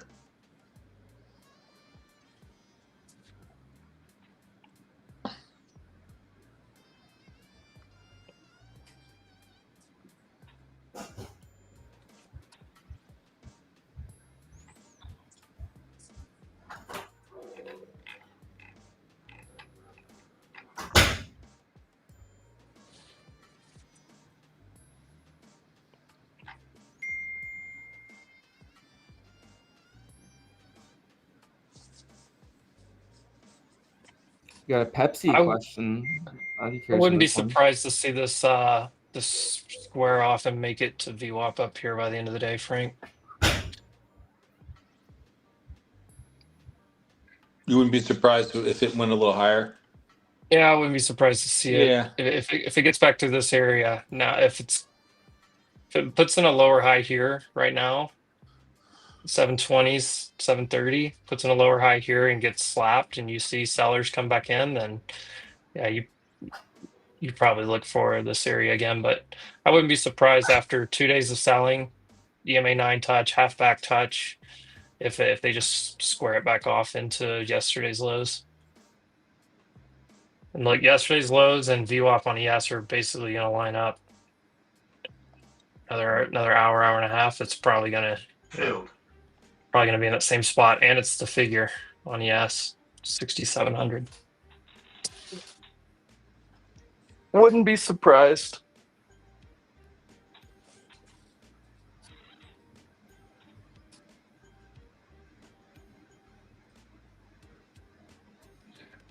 Tesla's still pretty strong. NVDA, multiple bottom wicks We got a on question the asking about Pepsi. Oh, Pepsi. One, but Casey was talking about this one this morning, so Casey would be better to answer. He is with family right now, so he couldn't make it. Pepsi's a tough one. I mean, what he's seeing this area holding multiple times and pushing away from it.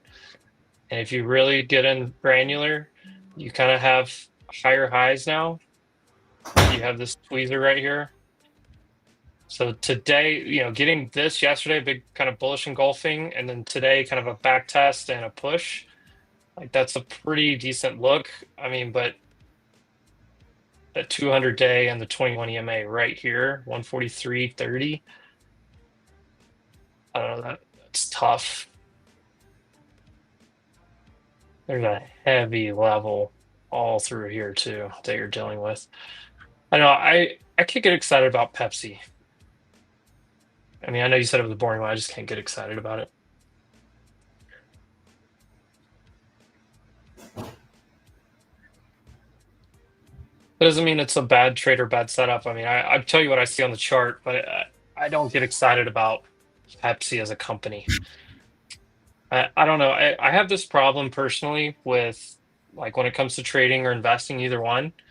I don't like to trade like second, third best in a like an asset class. Like, I don't know, and sometimes it's just personal preference too. I prefer Coca-Cola way more than Pepsi. So when I think about if I was going to be long soft drinks, I would be long Coca-Cola, which in my mind is the stronger one. I mean, didn't Pepsi have to buy a bunch of fast food restaurants just to be able to sell their product? That one's tough for me.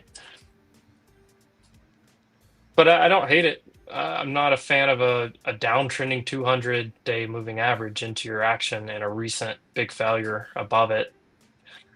Like, so this is what I mean, you tried to get over the 200-day, whatever happened here, I mean, massive push down.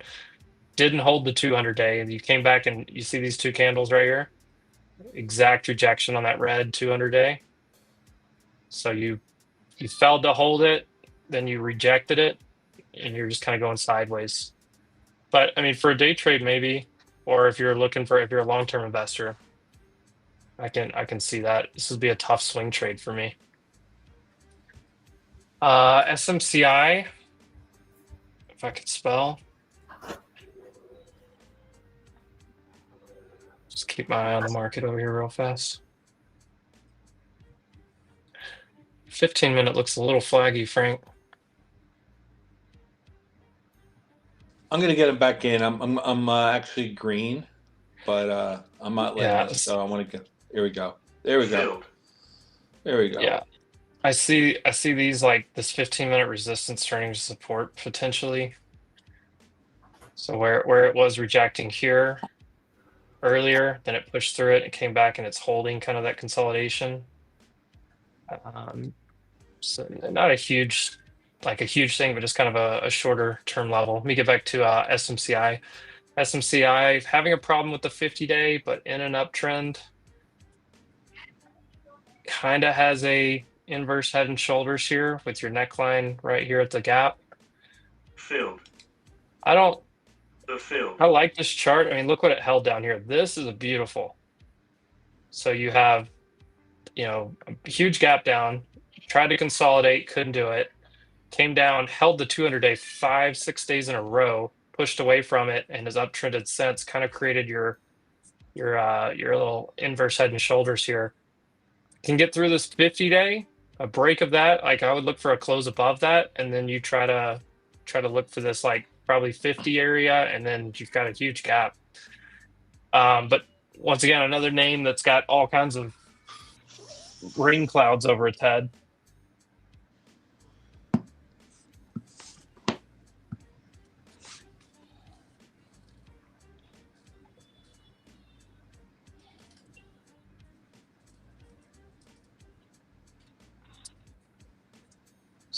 I need a good cold Coca-Cola.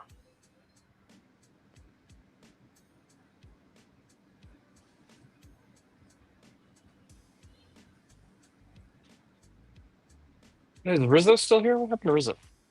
Got long and left.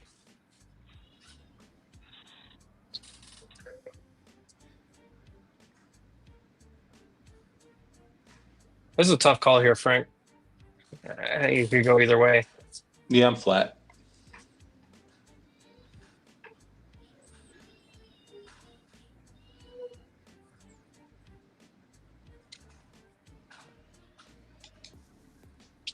And some more tickers in the chat. TTD, RDW.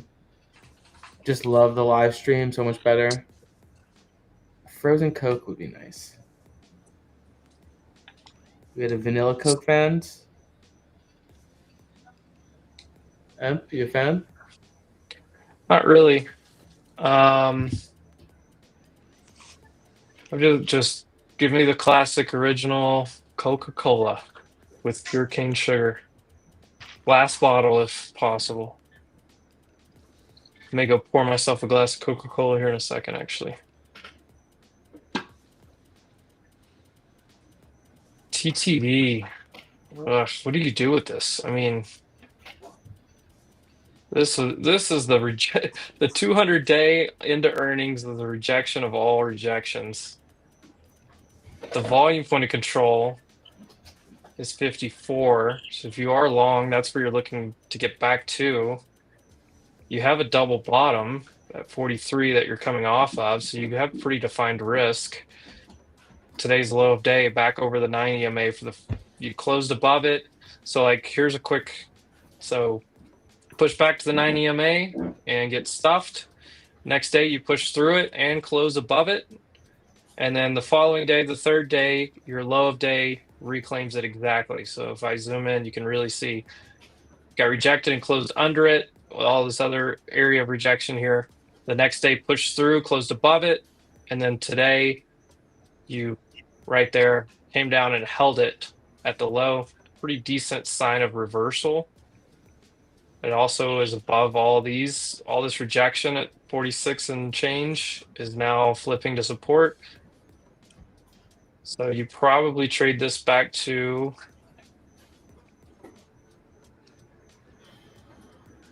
back to 50. I don't know. TTD's obviously got some issues with narrative, ad spend, and all the stuff going on. But is the company just going to die? I don't know. I don't have that answer. There's some guys on our Stocks on Spaces that have talked about this name quite a bit. Definitely check in some of their stuff. Shy, Sam Solid, Logical. You guys are bull posting Tesla right now. What are we doing? Tesla pushing over yesterday's high. Did it make a new high of day today then? There it goes, breaking out. Strong chart on Tesla. Look at this. I mean, you get one pullback day and so like you had this whatever you want to call this day, trend back up. There's your sell-off. And immediately reclaim all of that. Nice breakout on Tesla in a down market. They're stuffing it at that same level, Frank. If this stuff's here, then I would expect us to get continuation tomorrow, just based on the way this looks. Right at that fib. Right at it.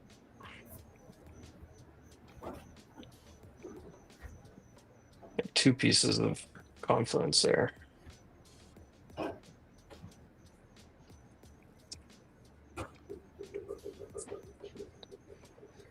Colin said Mexican Coke tastes different. Who's driving the ship, Evan or Jordan?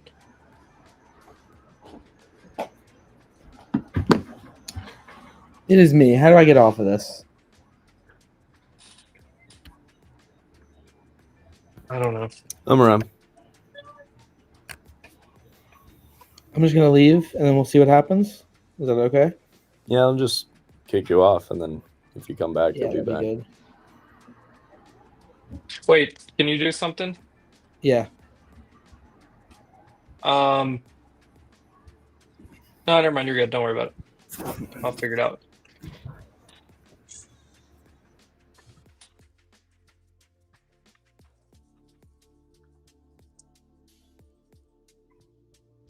Power hour starting in 10.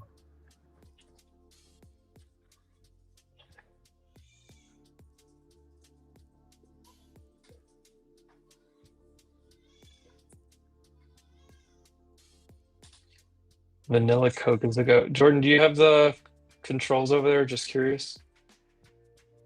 Yeah, what do you Oh, need? Jose. I saw Jose jump in here. Do you see Jose's comment? Jose Najarro. I'll say this. If you guys are on YouTube right now, Jose Najarro stocks, you see him, he commented at 12:46, so about 3-4 minutes ago. That guy is worth, if you even halfway think about investing in AI at all, you need to follow him on X. He's been on a lot of our spaces, but his YouTube channel as well. Follow him. Go ahead and go over and subscribe to his YouTube channel. Jose Najarro stocks right there. This guy deep dives into semiconductors. You can learn so much from him. And seeing that AI is not going anywhere anytime soon, it's part of all of our lives now.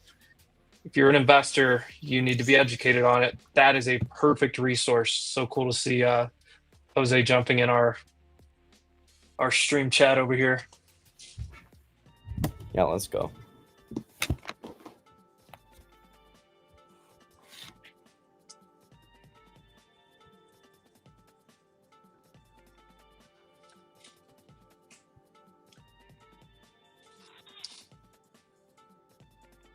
Jordy rejected my fib. Yeah. Right there.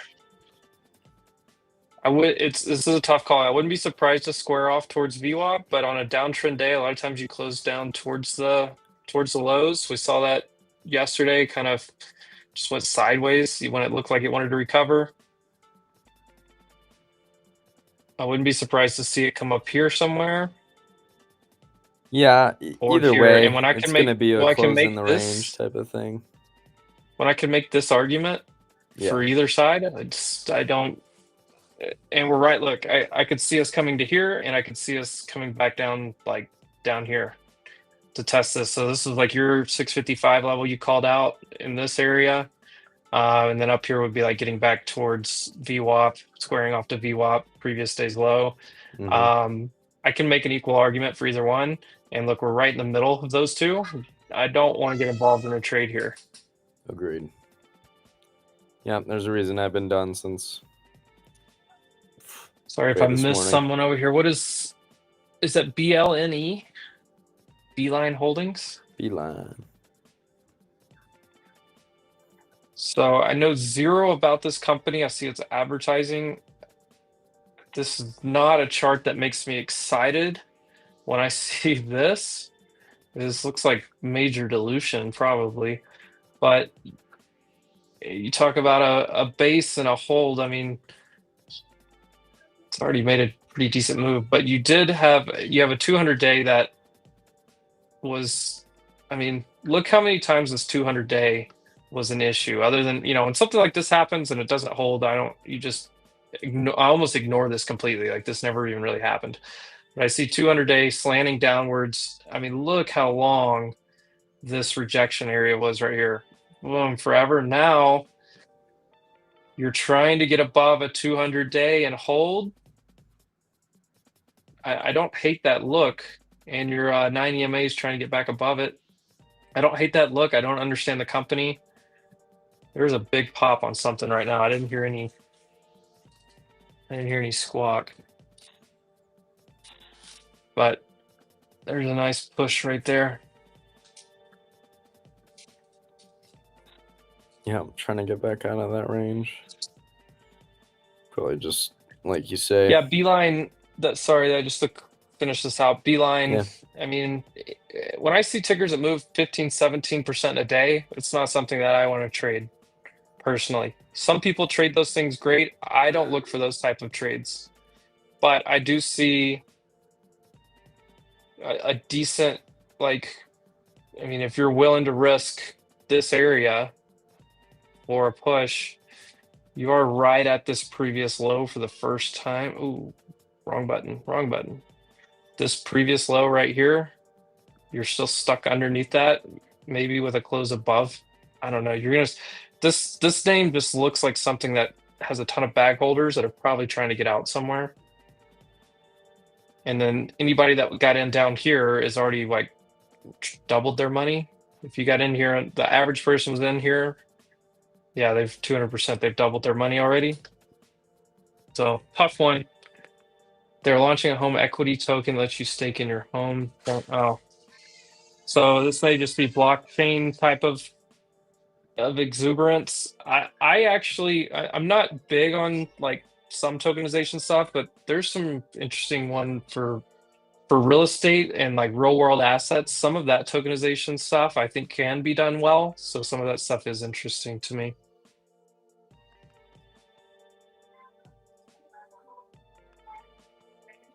It used to be a liquor company. That's funny.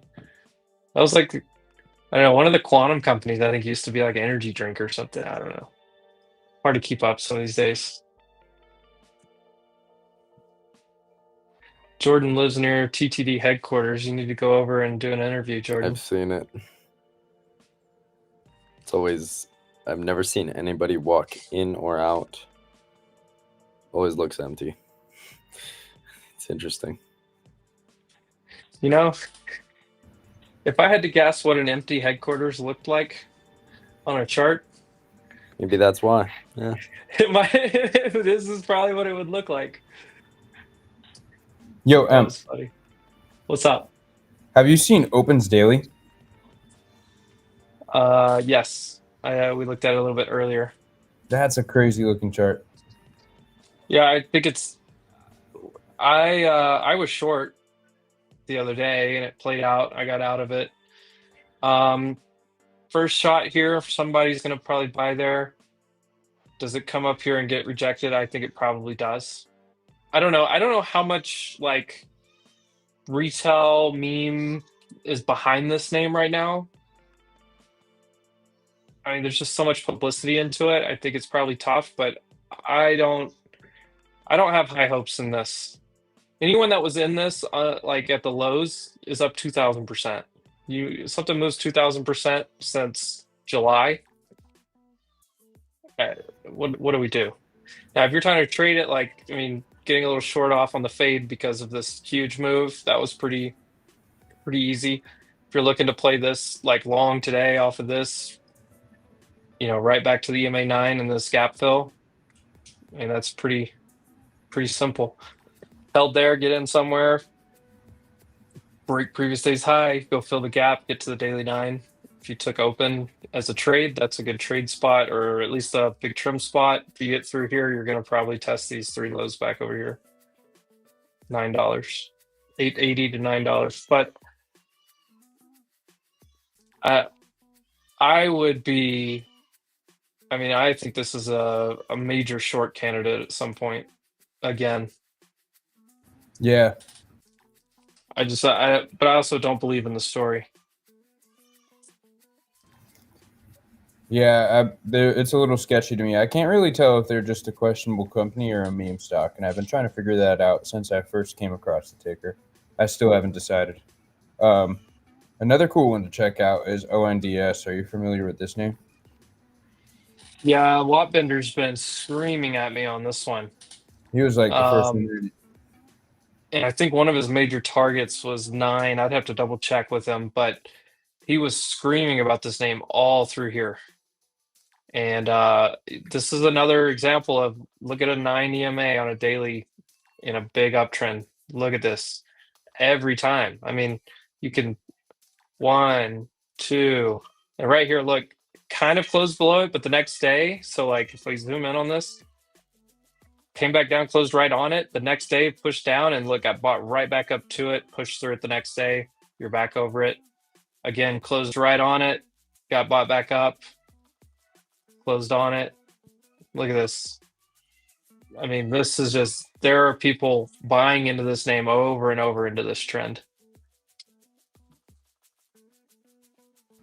I got one more coming from the comments to check out, and I just took a look at this. I think you're going to like looking at this daily one too. Take a look at EA. I don't know. I've looked at this one before. So it's about to happen. Let me show you a monthly on this one. I know this chart. Let me just hide this real fast.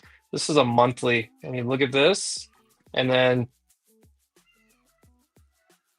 it got the breakout and got stuffed, but then it caught down here in the same. So like you see all this area, and even though it got the breakout and just died for 2 months, it got bought up off the same area, and I mean new all-time highs. I mean, this monthly chart looks good. The weekly chart. How often do you use monthly? I don't use monthly that often, but I do go check it every once in a while. But if you look at this consolidation, so like here's some basic. Let me draw a box here. I think this is a good point to make. So if you draw this box like right here, you could probably even extend it further, honestly. Yeah. So it was in this box back and forth forever, right? Back and forth, back and forth, back and forth. And then look, it got above it. When it came back, it tried to pause here and hold above it. Once it fell, it traversed it, came to the bottom, supported, went back to the top, rejected, found the midpoint. Now it's gotten above it. Look, it's held above it. Boom. Now you're consolidating above these previous highs. This is a weekly chart. This is a pretty good look. EA Sports. It's in the game. This one got me. I was in it back here, and I held it. I had a nice swing trade. It got up here like in this area, and I like trimmed some.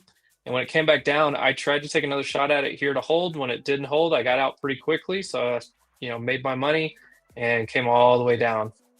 And then I should have bought it again because I guess I deleted my drawings, but I had this.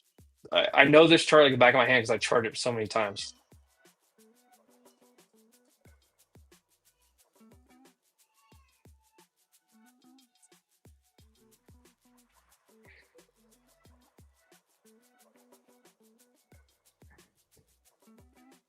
You ever seen Turtle Beach? Never. I traded this one back in like 22, I think. I bought Turtle Beach down here and like doubled my money, ended up getting out of it. Turtle Beach, though, a lot of gamers know Turtle Beach. Probably didn't know it was a public company. This is an interesting chart, though. This is very interesting, actually. NQ got a little pop, and it's getting faded. Look where ES can't get through. Same area, 30s, 20s to 30s. Like I said, I think it could go either way. Oh, did I forget to open the space for... Did Evan open it? He might have. I don't think he did.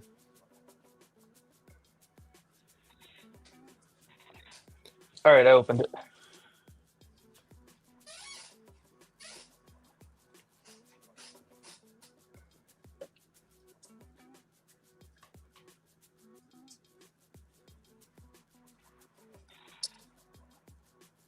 There he is.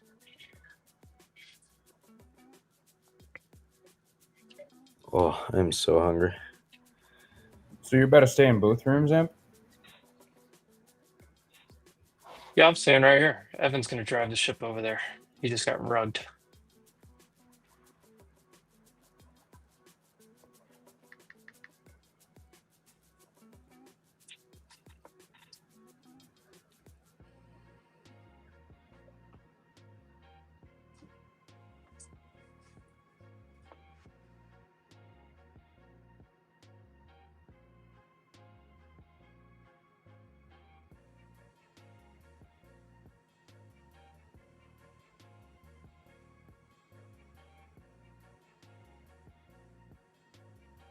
All right.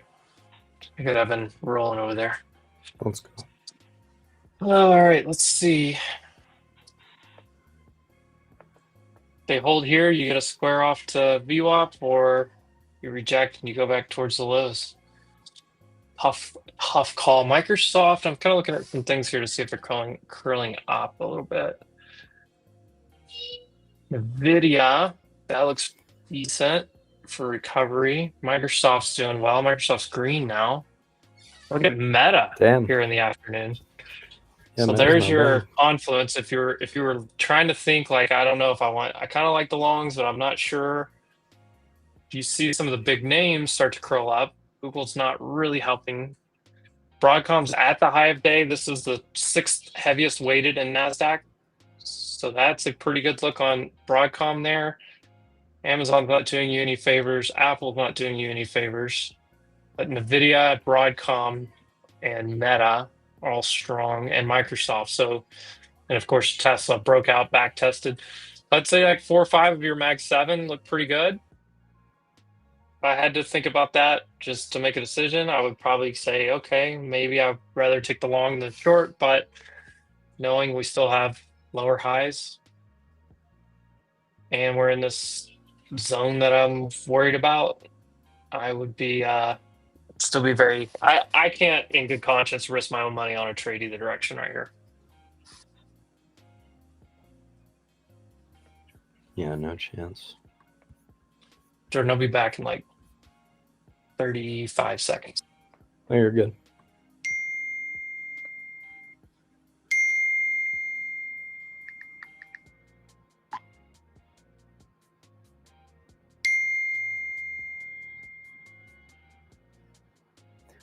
Whoa. Guys, this is big.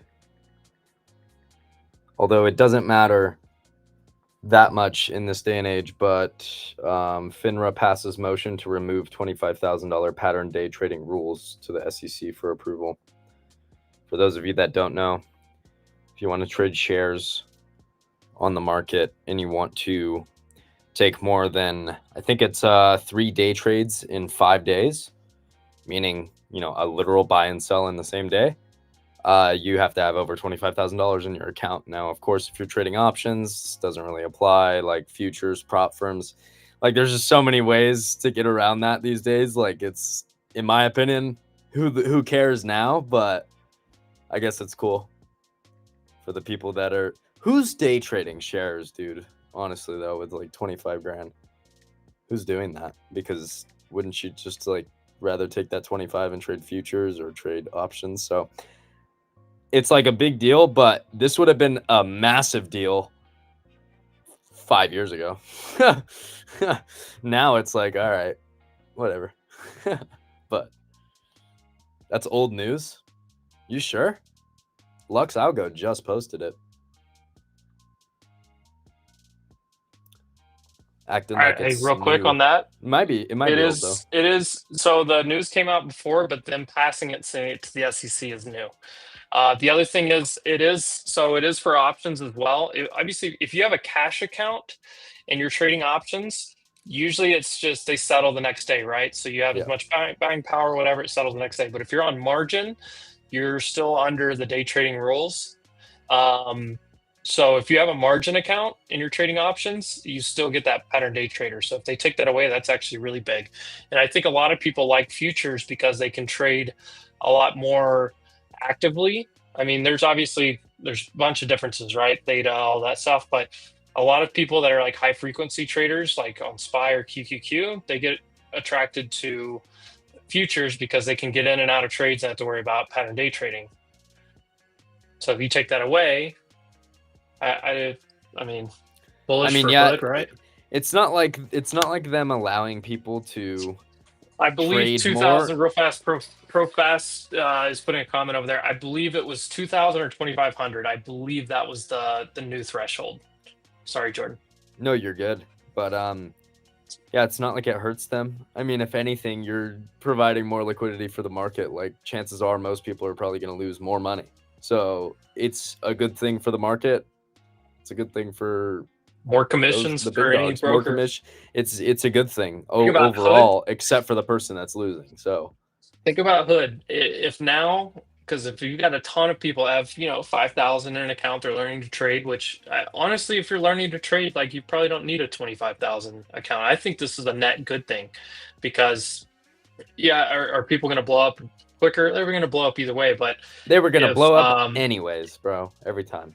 But if I had to worry about pattern day trading, or if you get flagged for it and you're like, okay, well, I need to deposit more of my savings in here, then I feel like this is better for like newer traders. Like, you look at this and you say, okay, well, I can put $2,000, $3,000, $5,000 in an account rather than 25, 30 or more to avoid the pattern day trading. I think it's a net positive for retail, personally.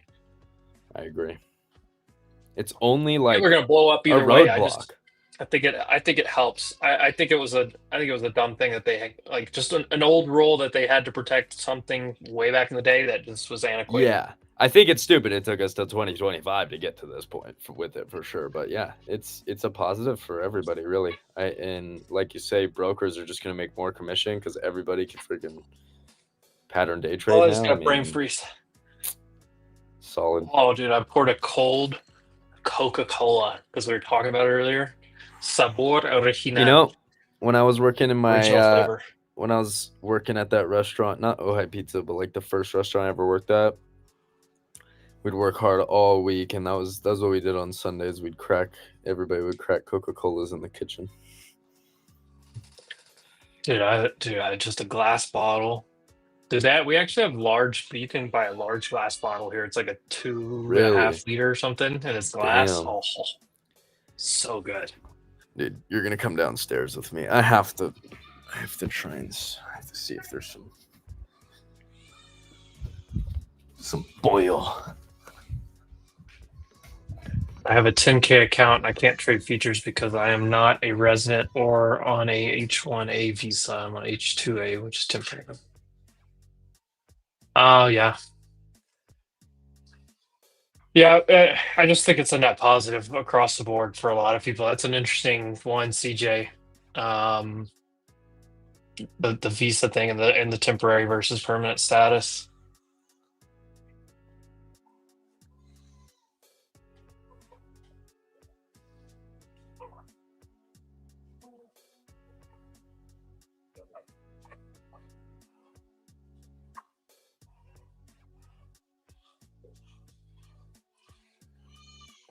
Somebody is upset. What do we got going on, guys? Yeah, if you have a cash account, so like that's the difference, right? If you have a cash account, you can trade. And it settles overnight, if I remember correctly. I used to do this. I think it settles overnight, and then the next day, all that buying power's back. If you tap into, like, if you sell something and then use some of that same buying power a second time, that's where you get dinged on those. PLTR, one of the favorites on FinTwit. PLTR. PLTR 50-day moving average caught up right here. All of your moving averages are pointing upward. You have resistance here and here. So you see you broke out, you came back down, you failed to hold previous resistance as support, you pushed under it, and resistance stayed as resistance. Let me just draw this up here. So basically this right here. So you have a resistance area here. When you came back down, you flew through it, but you hit the 50-day moving average. This is like the first time you've touched the 50 days since April. On a hot name that a lot of people really like, a lot of people still bullish on, regardless of it being super overextended and very highly valued. So then you consolidated right here in this area, right here in all this area. You basically held, you just could never let go. Like you see the 50-day moving average, even though it got below it a few times, it just could never like really let go of it. People were willing to buy down there. And then you came back up, you broke over this line, pushed up, you got back to kind of this area, and then you back tested and held, and explosive move to the upside. Now look, you have all these highs right here. These are like all little gaps, right? All little kind of gaps and just air. So like as you start breaking through these, that's where you get like this explosive move. And you got all the way, I mean, you're just right under all-time highs. You don't really have a whole lot to go off of up here where it's at. Like you just don't have a whole lot to work with here, but you do have EMAs catching up. You did just consolidate for a while, breakout, back test, push. So you've got positive things on there. NVDA is an interesting one. NVIDIA broke out of a downtrend. I mean, NVIDIA obviously looks crazy, but here's NVIDIA.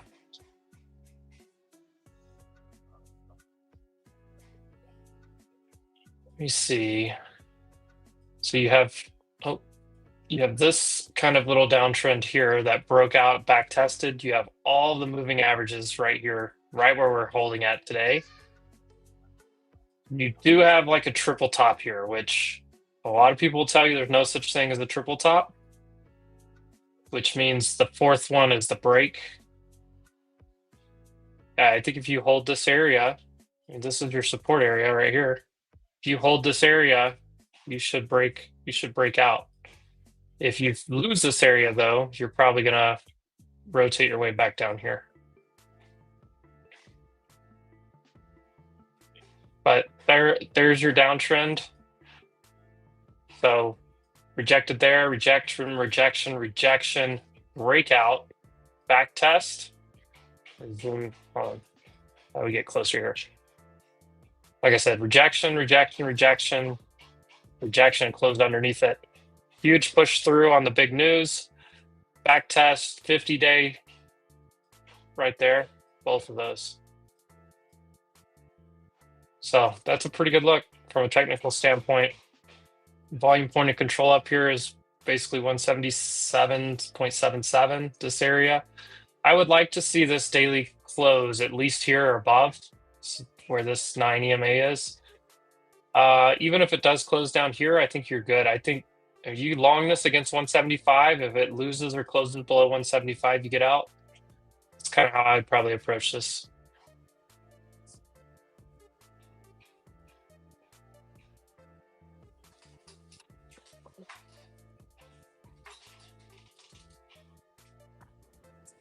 I'm here, Amp. I'm making chicken salad. Yeah, you're good.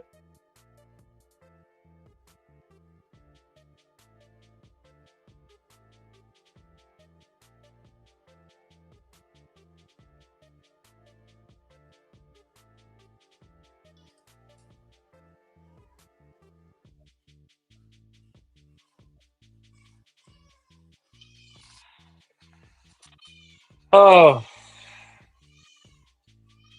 I actually love the live chat.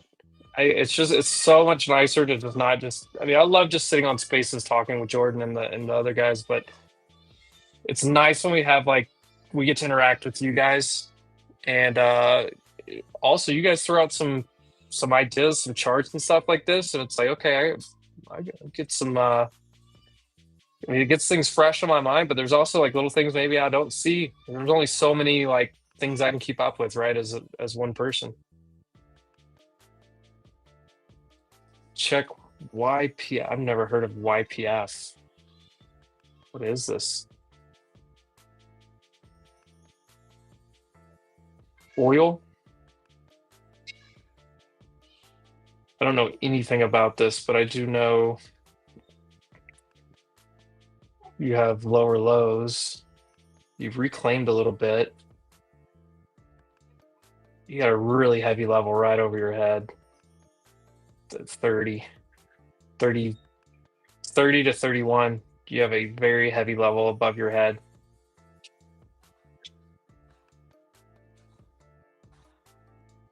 This is an interesting one. Look how long the 200-day moving average has been headed upward. And right now it's kind of getting this curl. It's not my favorite thing in the world, but it doesn't mean you can't play it back to a 50-day. I would be worried about all these lows right here.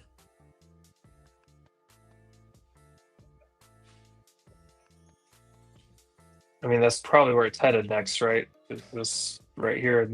You're in a gap, so you have a gap right there to 30 and a half. I have no idea what this one does, but 30 and a half.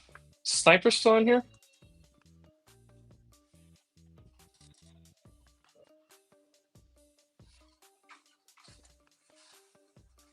Sniper, you better answer. Well, the only reason I ask, I think he may be on Sucks and Spaces too, but No, yeah. the reason I ask is because this is Chipotle. Let's look at a monthly on Chipotle. Let's just I mean, what a crazy move. But look, if you were just a simplistic view on monthly, super simple. Actually, I'd probably draw that there. Yeah, so there's two major monthly levels on Chipotle. Let's go down to weekly.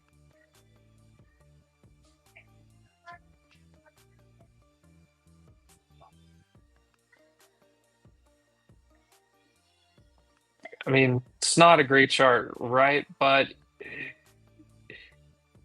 if you were looking for somewhere to get long, those are your two kind of major areas.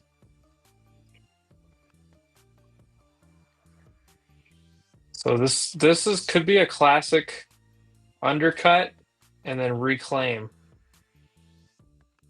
So if you hold this area, you hold 39, it's not bad, but what I am seeing here, this green line coming down is a 20-day simple moving average.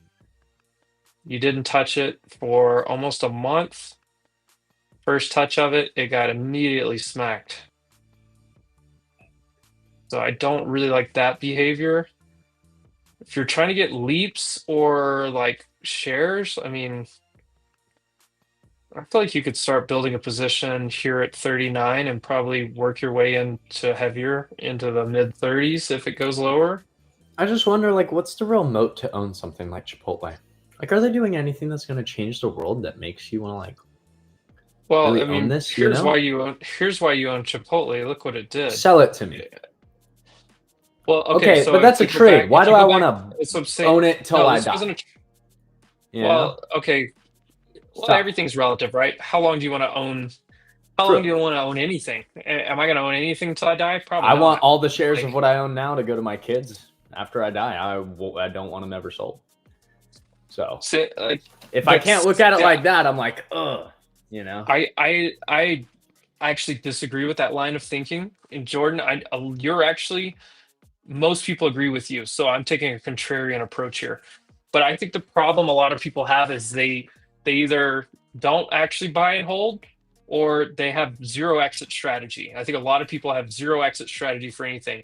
Now, let's think about this for a second. I want to buy and hold forever. I want my kids to get these shares. How many companies do we know that, let's say you live an average life, which is, let's say you live 50 more years. How many companies do you know in 50 years are probably still going to be the leading companies? If we go back 50 years ago from now to the 60s and 70s, how many of those companies are you still thinking these are leading companies that I still want to own today? To me, that's not that. Technology changes, the world changes. I mean, you think about like Intel.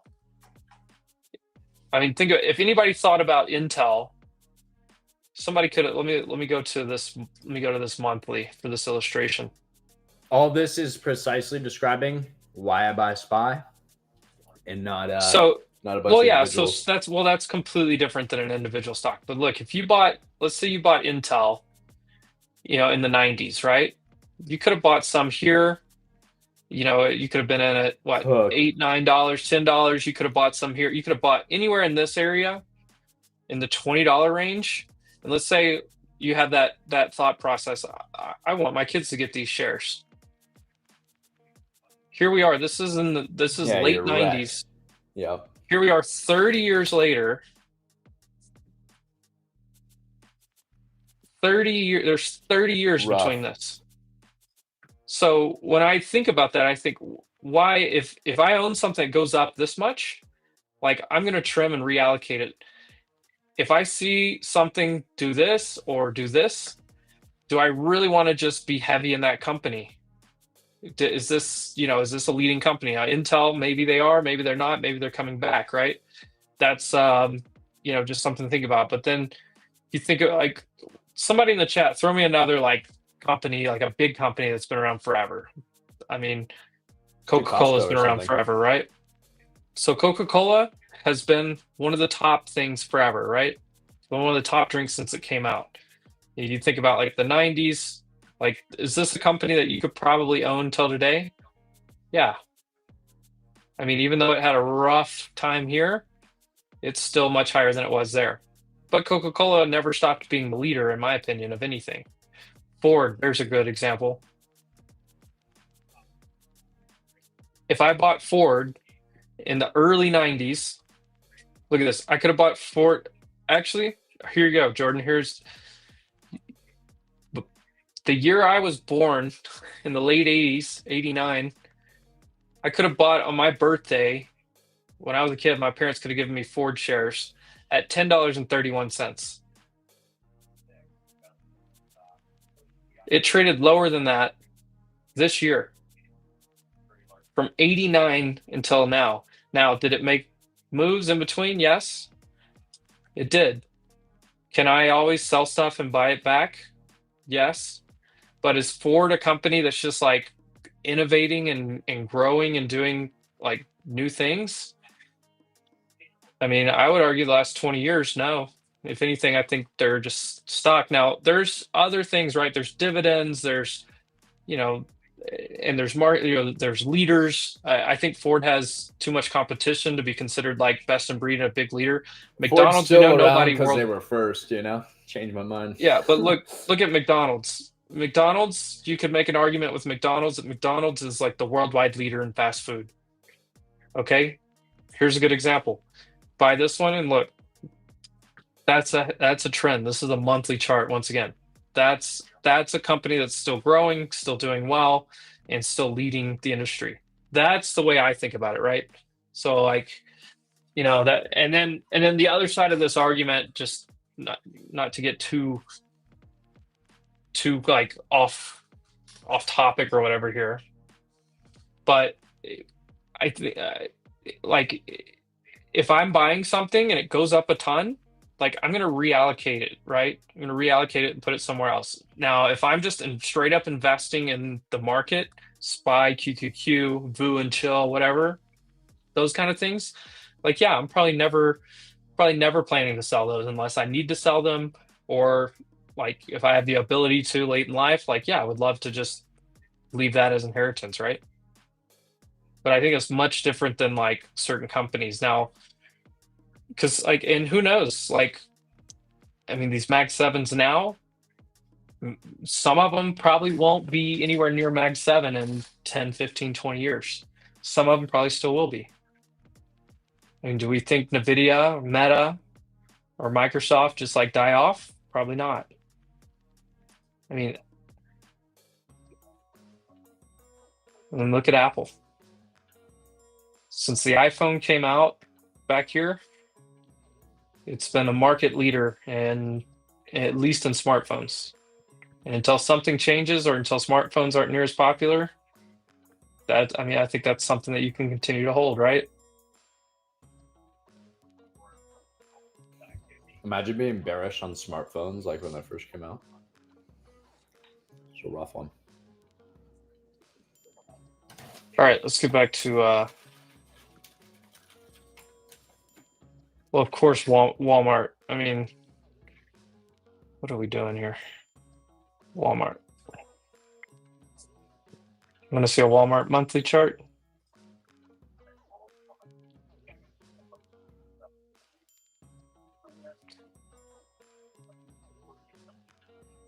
Look, Walmart, from when I was born, Walmart was trading $1.50. So obviously, they've had splits and stuff, right?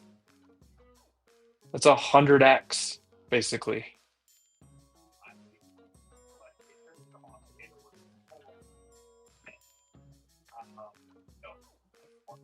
$8,000%. All right. I don't have, so Chipotle. I mean, just looking at this on a monthly chart, like I feel like, okay, yeah, you could make a good argument to start a position here if you are bullish on Chipotle. And then like lower 30s down here, you could, be adding down there. My problem would be like, what are you buying? Are you buying at the money? Are you buying like $50 leaps maybe? I could see a good argument for that. But I don't know, that's tough. And 2027, like a lot of things could change between now and then, of course, with like the thing that worries me about Chipotle is Chipotle something that's going to stick forever, which very well could be. Because they had good growth. I mean, they really got way over their skis because of how well they were doing. And they lost their CEO to Starbucks, and some things pulled back, whatever. Some things slowed down, kind of normalized. But if you think Chipotle is going to be a good brand for a long time, then yeah, I mean, I think that would be a decent bet to make. the other thing you worry about is Chipotle like fad based or not? Here's one that boy, Crocs. Their Crocs get super popular, and then they actually made an even crazier run back here. And then look what Crocs has done, nothing for a while. Nike's another one that's a really interesting. Like Nike's been on a downtrend for 4 years. And I actually like Nike. So like we talk about those monthly levels. Like here's an example. We go back to some of these monthly highs back here. Look at this level. And we could probably just draw right there. So you see some of these monthly levels back here, and you see it came down, it held them, undercut them, and then reclaimed. That's on a monthly look too. Like here's your weekly.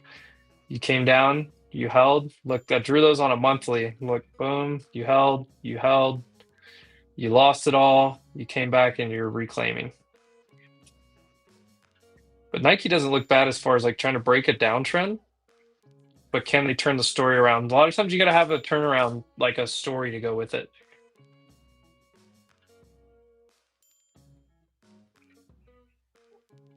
AA, I see your question here about Trump. So according to like White House sources, Trump is expected to sign the TikTok deal tomorrow. Oracle is obviously involved in that. There's more pieces to the story though. Just signing the deal, I believe that's like a 120-day runway period. So that's kind of where we're at on that. Procter and Gamble. Making quesadilla.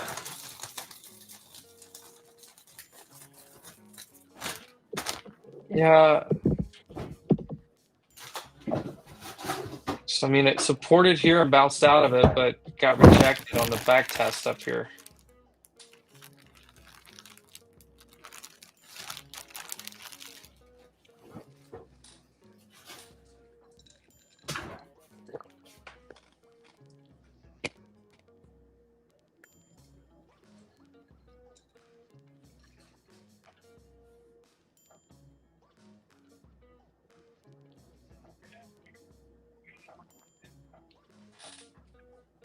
I just looked up and Evan is not even in that stock on spaces right now. I don't even know what's going on. Wait, he's I not in heard there? I guess he got rugged or something. I don't know where he's at. Uh-oh.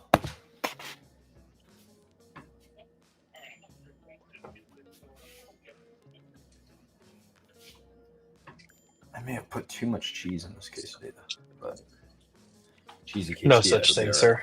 Yeah, I was gonna say no such thing. Sorry, I was going back to MP here. MP was that Forbes MP. I did hear something on my news squawker earlier around MP. I don't know what the headline was, but there was a headline around MP mentioned at some point today because I heard it in my other ear.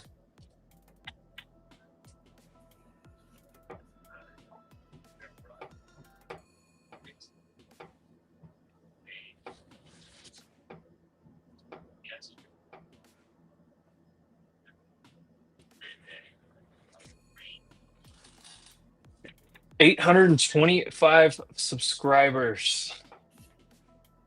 Let's go. Shout out to the crew. We're gonna get to 1,000 soon. And don't worry, next stream I'm going to go back to driving so I can highlight your comments and make things look pretty and pull the strings a little bit here. Yes, because you're better at that. That's right. You're better at some things than I am, for sure. We all have our strengths and weaknesses.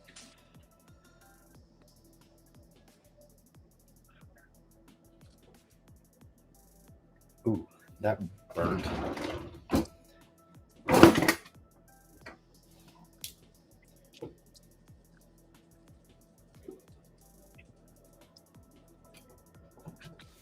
Uh-oh. Look at that. Got stuffed again. Yeah. ES just cannot get off its back. But here's market structure for you guys, okay? Here, let me go to 15-minute here. Just market structure, right? This is clear downtrend. I think we all agree on that. Now, what we have here, here's the low of day, but here's a lower high, here's lower highs, wherever you want to put it, lower highs, lower high still. I mean, there's no higher high anywhere. You do have a higher low so far. So you would need that to continue, like right up here. You know what's funny? This fair value gap that we talked about and drew a little bit earlier, Jordan. Yeah, We've been trading within that for just been holding that. Since 12:30. Yeah. What time is it? 3:30. Been trading in it for 3 hours. And like somebody, so here's a good illustration point as well, right? Somebody, like I got long on this, and I got my last trims off up here, and I was good. That was my trade, right? Because I'm counter trending the trade. Now, somebody probably tried to short in here, and maybe if you were quick, you probably, maybe you got off, some of it out right here. But if you got short up here in this area and you didn't trim here, it came back and probably stopped you out, or you tried to add here and then you got stopped out for a loss. If you tried to long here, you really still haven't gone anywhere. And that's what I was saying. I could make an equal argument for either direction. And I said this an hour ago, I said this even earlier. We're still in the same area. It's basically no man's land to me. And this is how you get chopped up, because you're like, okay, I'm gonna try the longs here. And the longs, it's like try the long here, it didn't work out, you get stopped out. Okay. Well, I'm gonna try the short. You try the shorts here, you go get stopped out. Trade the edges, not the middle. What do they say? Don't diddle in the middle. Don't diddle in the middle. Now, some high frequency scalper probably shorted here, got out here, maybe shorted again here, got out here. Saw this, maybe saw this break, probably longed here, got out here. Like, yeah, okay, I can see that if you're, if that's your trading style. But what I know, way more people tried to long this, back test, got stopped out on this big wick, and then somebody else probably tried to long this, got stopped out, or they saw this rejection right here. They saw this rejection candle come down to here. They probably shorted here, and the next candle just ripped straight through their face. And I say that from experience because it's happened to me many times whenever I tried to mess around in the middle of ranges. Adobe. I had to cut my Adobe today. I tried to do a call swing on it, did not work. This is what, I thought once we got above these moving averages, we had a chance to kind of get going and do something here. We couldn't get past this area. And we came down yesterday, we held the 9, and I looked at it and I said, okay, if we're able to stay above this, I'll stay in the trade.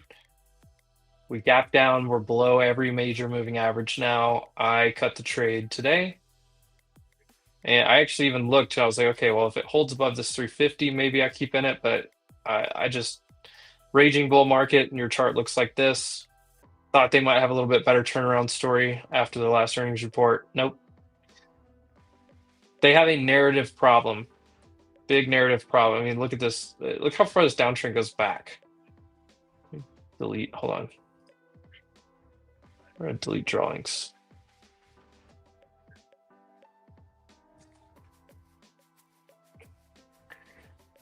There's a rumor out that Starlink has been breached. Unverified.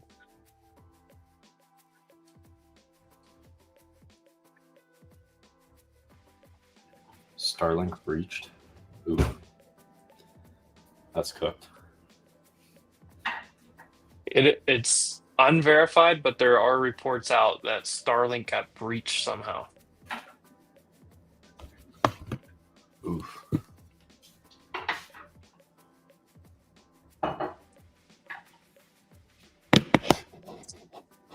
See if I can carry all this at the same time.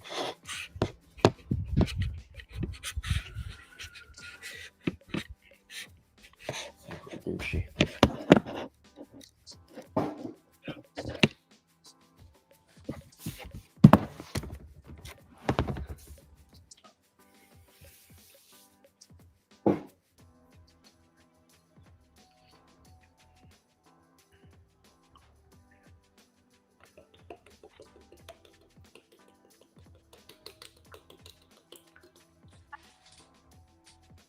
Dude, were you just spanking that Tapatio right there? What was that? Yeah, bro. I had to get some Tapatio out, so you give her a little pat on the backside, you know. He said that because he knows that sound. He knows that sound too well. It was either that or you're like pouring out a bottle of something.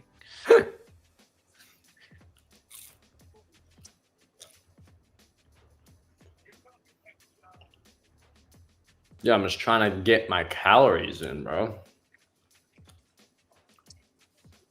At least until leave the house.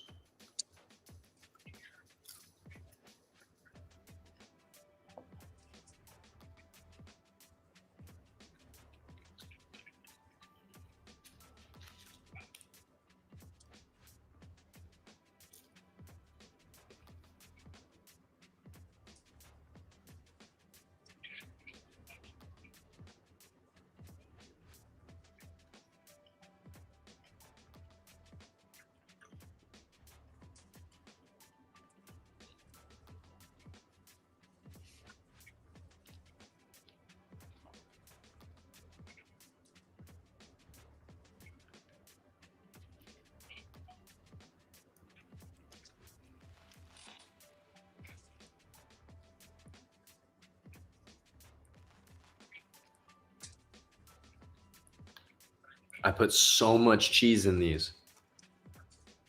Oh my lordy. Yeah, I just can't get excited about Adobe. I really wanted to, but I just can't get excited about it. It has a narrative problem. They need to find a way to turn the ship around, get some AI involved or something, and acquire somebody. They've got to turn that ship around. Then I can Yeah. revisit it. Now watch, I'll say that, and it'll literally hold this low right here today, and we'll be up here next week or two. Of course. But I gotta have risk management. Which indicator is which one, Jazz? Jazz is a smart guy, by the way. One of these afternoons, come up and talk some trading with this smart guy. Shout out. Oh, we got 5 minutes till MOC? Oh boy.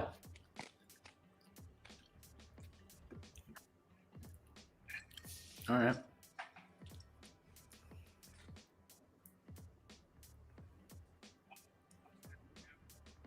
Do I use the order block indicator? Not a whole lot. I can kind of visualize where some of them are. It's not something I like look for. Every once in a while, if I'm looking for some confluence, I can throw it on there. I have that. Actually, it's right here. Luxago price action concepts right here. It's on my chart. I just don't have it visible right now. But I can flip that on at any second, get the order blocks, anything I need. Trend day to the downside. Here we go.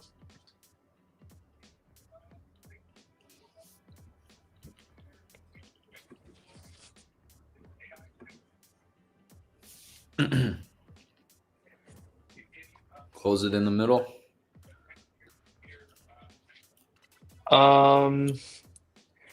What else we got? Iron. You know, some of these names, like I don't even think you really do TA on these names. You're just trading momentum and and the idea. I mean, this is just a full on like everybody's rushing in the door buying. You see everyone else buying. The only good buy spot probably would have been off the EMA 9 right here that I've talked about. $25, you would have doubled your money by now. I mean, if you look at a chart like this and you tell me with what risk reward do you get into a trade here? And I would probably challenge you on whatever you try to tell me. I mean, if your thesis on this is the number goes up, or if you have some deep fundamental, number backed thesis that you can share, then I get that. But from a technical basis, if you can look at this chart and create a good risk reward entry, I would highly challenge that. I just don't see it.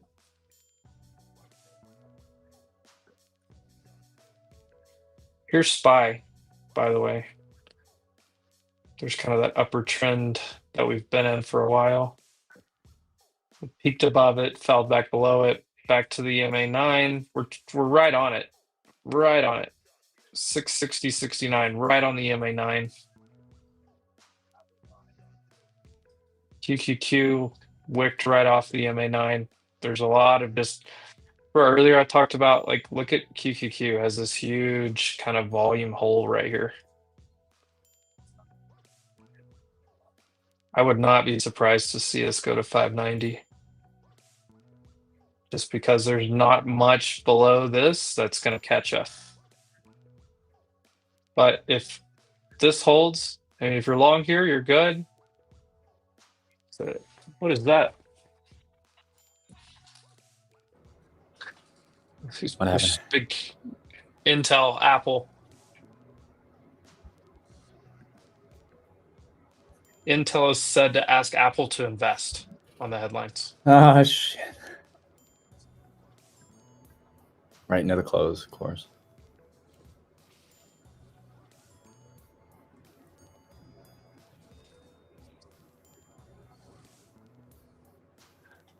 Apple moving. Yeah, Apple's popping up a little bit too.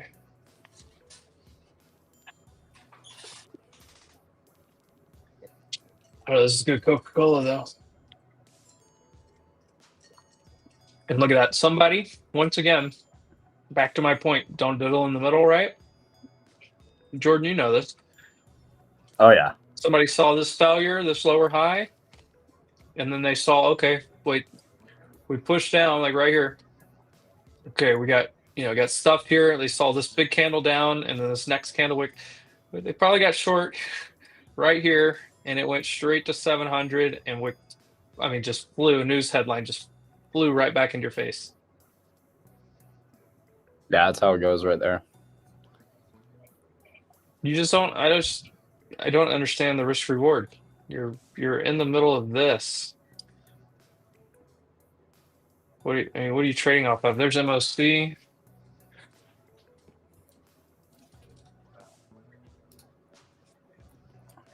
China agreed to the terms of the TikTok deal. All parties agreed. TikTok deal. I didn't see that. No. NVIDIA's a big buy.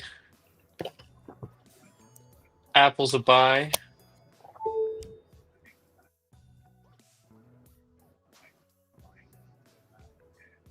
$1.6 billion to buy.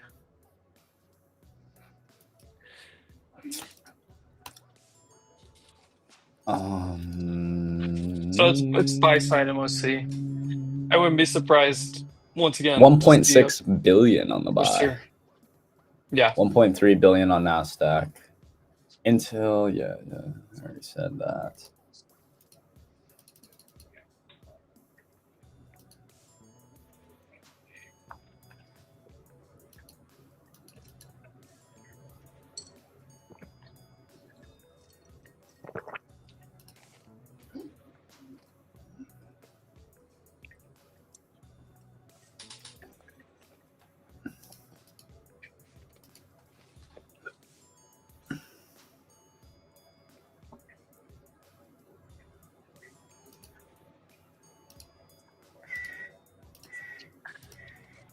All right.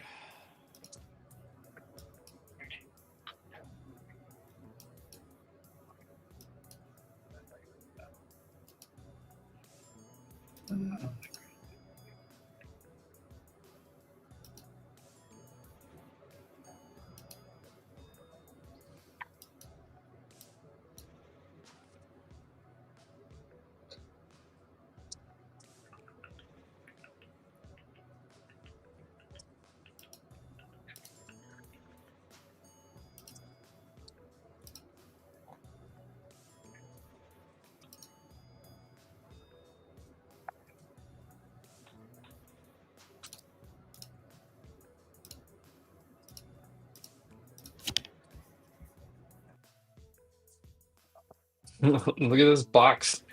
Oh, I sorry. drew this box. I drew this box at like 1:45, 2 o'clock.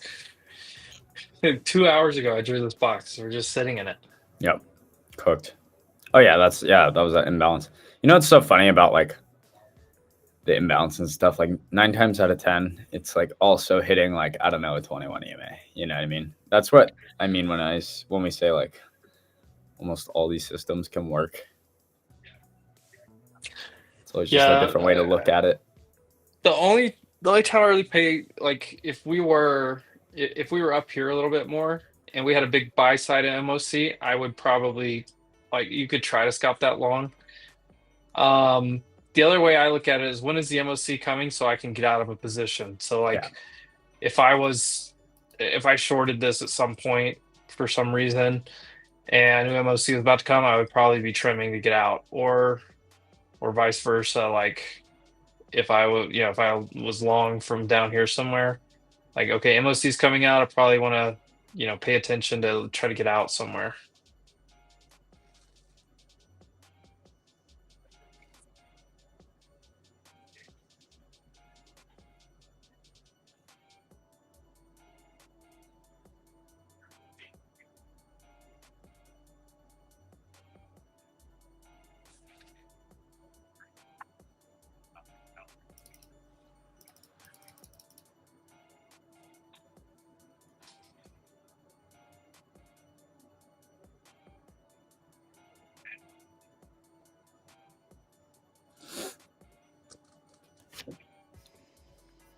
Well, that's gonna wrap up the day pretty much. You guys think of Tesla? Love Tesla. Take her to all-time highs.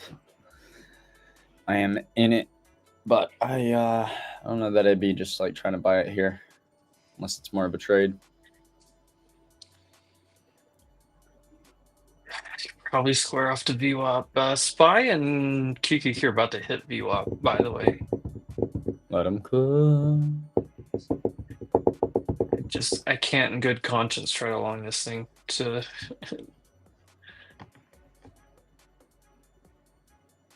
If we close right here, to me it looks like we're gonna go back and revisit this tomorrow.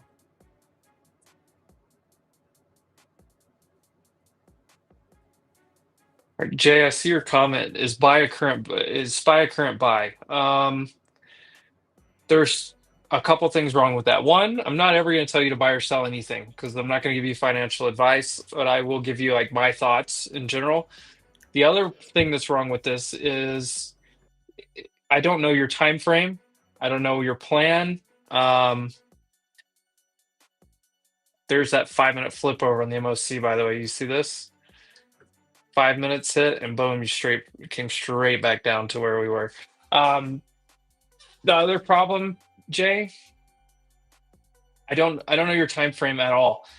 I mean, if we're talking a long-term investment, SPY is, I mean, arguably always a buy with Jordan, right? Like, I mean, you could literally buy, if you bought SPY at any point in the history of SPY, except for the last 48 hours, you are higher than when you bought it. Now, do you want to buy at all-time highs? It all depends on your time frame and your risk management, how active you are. If you're trying to wait, I mean, how much do you buy? Like that's the thing.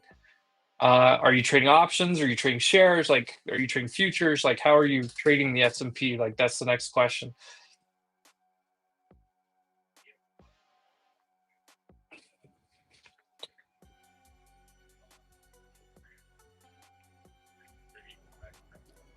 Short term. I mean, if you're going short term, what are you trying to short term trade it to? I mean, if I go to like a 4-hour chart, I mean, we didn't quite get to this area or this area. We just broke, this area and back tested it basically. But I don't know. I don't know with a clear conscience that I could say I would long or short SPY right here. I wouldn't blame someone if you're just taking a shot at simplistic, like daily 9 EMA and a volume shelf, like, okay, I can understand that. Like if you're just trying to trade it back up to these highs. I mean, Jordan, how do you look at it on your? It's like if I go to 4 hour, like if you said, okay, well you get long here, you trade it back to this 4 hour low, or these lows over here, we already got there, or would you try to fill this gap? I'd probably try and fill it, but only because I'm looking at more of NQ, and I know it's a little different, but obviously. Well, here's the yes. What about yes? Go on a daily. You trade back. You try to. There's a 4 hour. You try to trade back there. Go on a daily real quick. You trade click on NQ like tomorrow real quick too. If tomorrow's candle opens, the top of tomorrow's wick could be the bottom of this, right? Like that, right there. That could be the. I think top it's of harder tomorrow for me on and- SPY, but based on NQ, I'm pretty bullish now that we took 655 Friday's low. I'm pretty freaking bullish. We're tapping into daily fair value. Draw the daily box, or you don't have to, but like that daily box to your left right there. That, yeah, This like, one? yeah. I let myself be very bearish until this, and now it's like for me on this time frame, like I can't even be bearish anymore unless we run through that. So I'm actually really bullish again back on this market, higher time frame, because we're getting delivery out of that, but that can change. I just have to see that change, and as of now, that's This the low looks like day. it's So 2 minutes to go. Do you think it runs, or does it stop at 750? Or do you think it gets a I shot think at it's a VWAP. 770? Come on, isn't that VWAP right? That line? Yeah. Or 1 minute. 1 minute to go. It's right here's VWAP.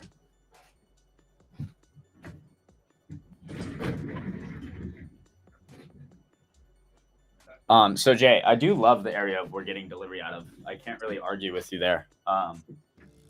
In terms of options, though, I just think like you got to be able to, no matter what you're trading, you got to be able to risk to the bottom of the imbalance, right? So you got to risk like all those points. So whatever sizing you can do to make that happen, right? And if you're confident in something like that, then I don't hate where we're, tapping into. I'm actually very bullish, but doesn't change the fact that, like, especially if you're trading options, like that can be tough to try and sit through with the risk that I'm looking for, because technically it's below that daily imbalance that I have to stay bullish. And then if that runs through, okay, we change thoughts. But what's nice is we actually got a bit of a sell-off. The fact that we created that daily imbalance, even though I'm bullish off of it, it's an area where I expect us to trade to, Oh yeah, we're closed. So we were able to use that for like the draw, right? Where we think the market's going, to be able to be short yesterday and today, even though I didn't really play yesterday, but I got some today. Yeah, sorry, here's the visual back. I was just watching that close. Oh, you're fine. No. You're good.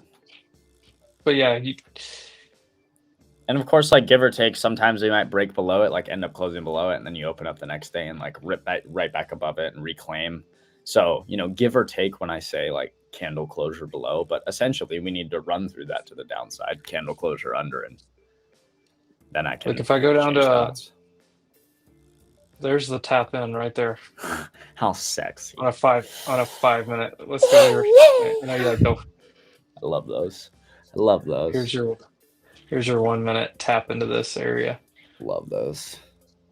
And look, tapped into it, initially rejected it, came down. A little higher low. Right here, this is where I had 34 and 35. This is exactly where I had my halfback and my pivot point. So I like came through here, bounced, rejected there, held higher low, pushed through. Legitness.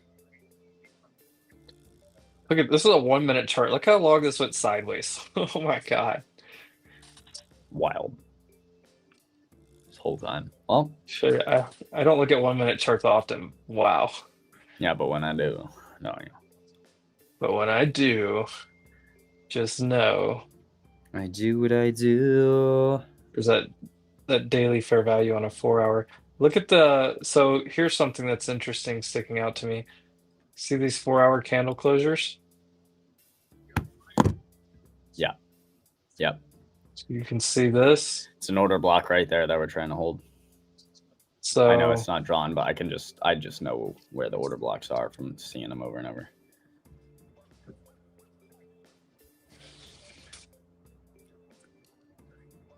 So there's also an order block on ES that didn't really daily. have one. Well, on this daily, Yeah, I was so saying- that last series I'm of saying, up close this is candles. Yeah. This is the so yes. if that last series of up close candles gets closed below on NQ, also after running through daily imbalance, that could be really bad for the bulls, in my opinion. I don't know if we see that. And my worry would be if you pop up to here, if tomorrow pushes up, retraces up to here, and rejects, doesn't hold here, it's headed back down. Yeah, gonna be interesting. But I chart the underlying more. Yeah, I know NDX. Yeah, I think that's gosh, that was a sexy spot right there.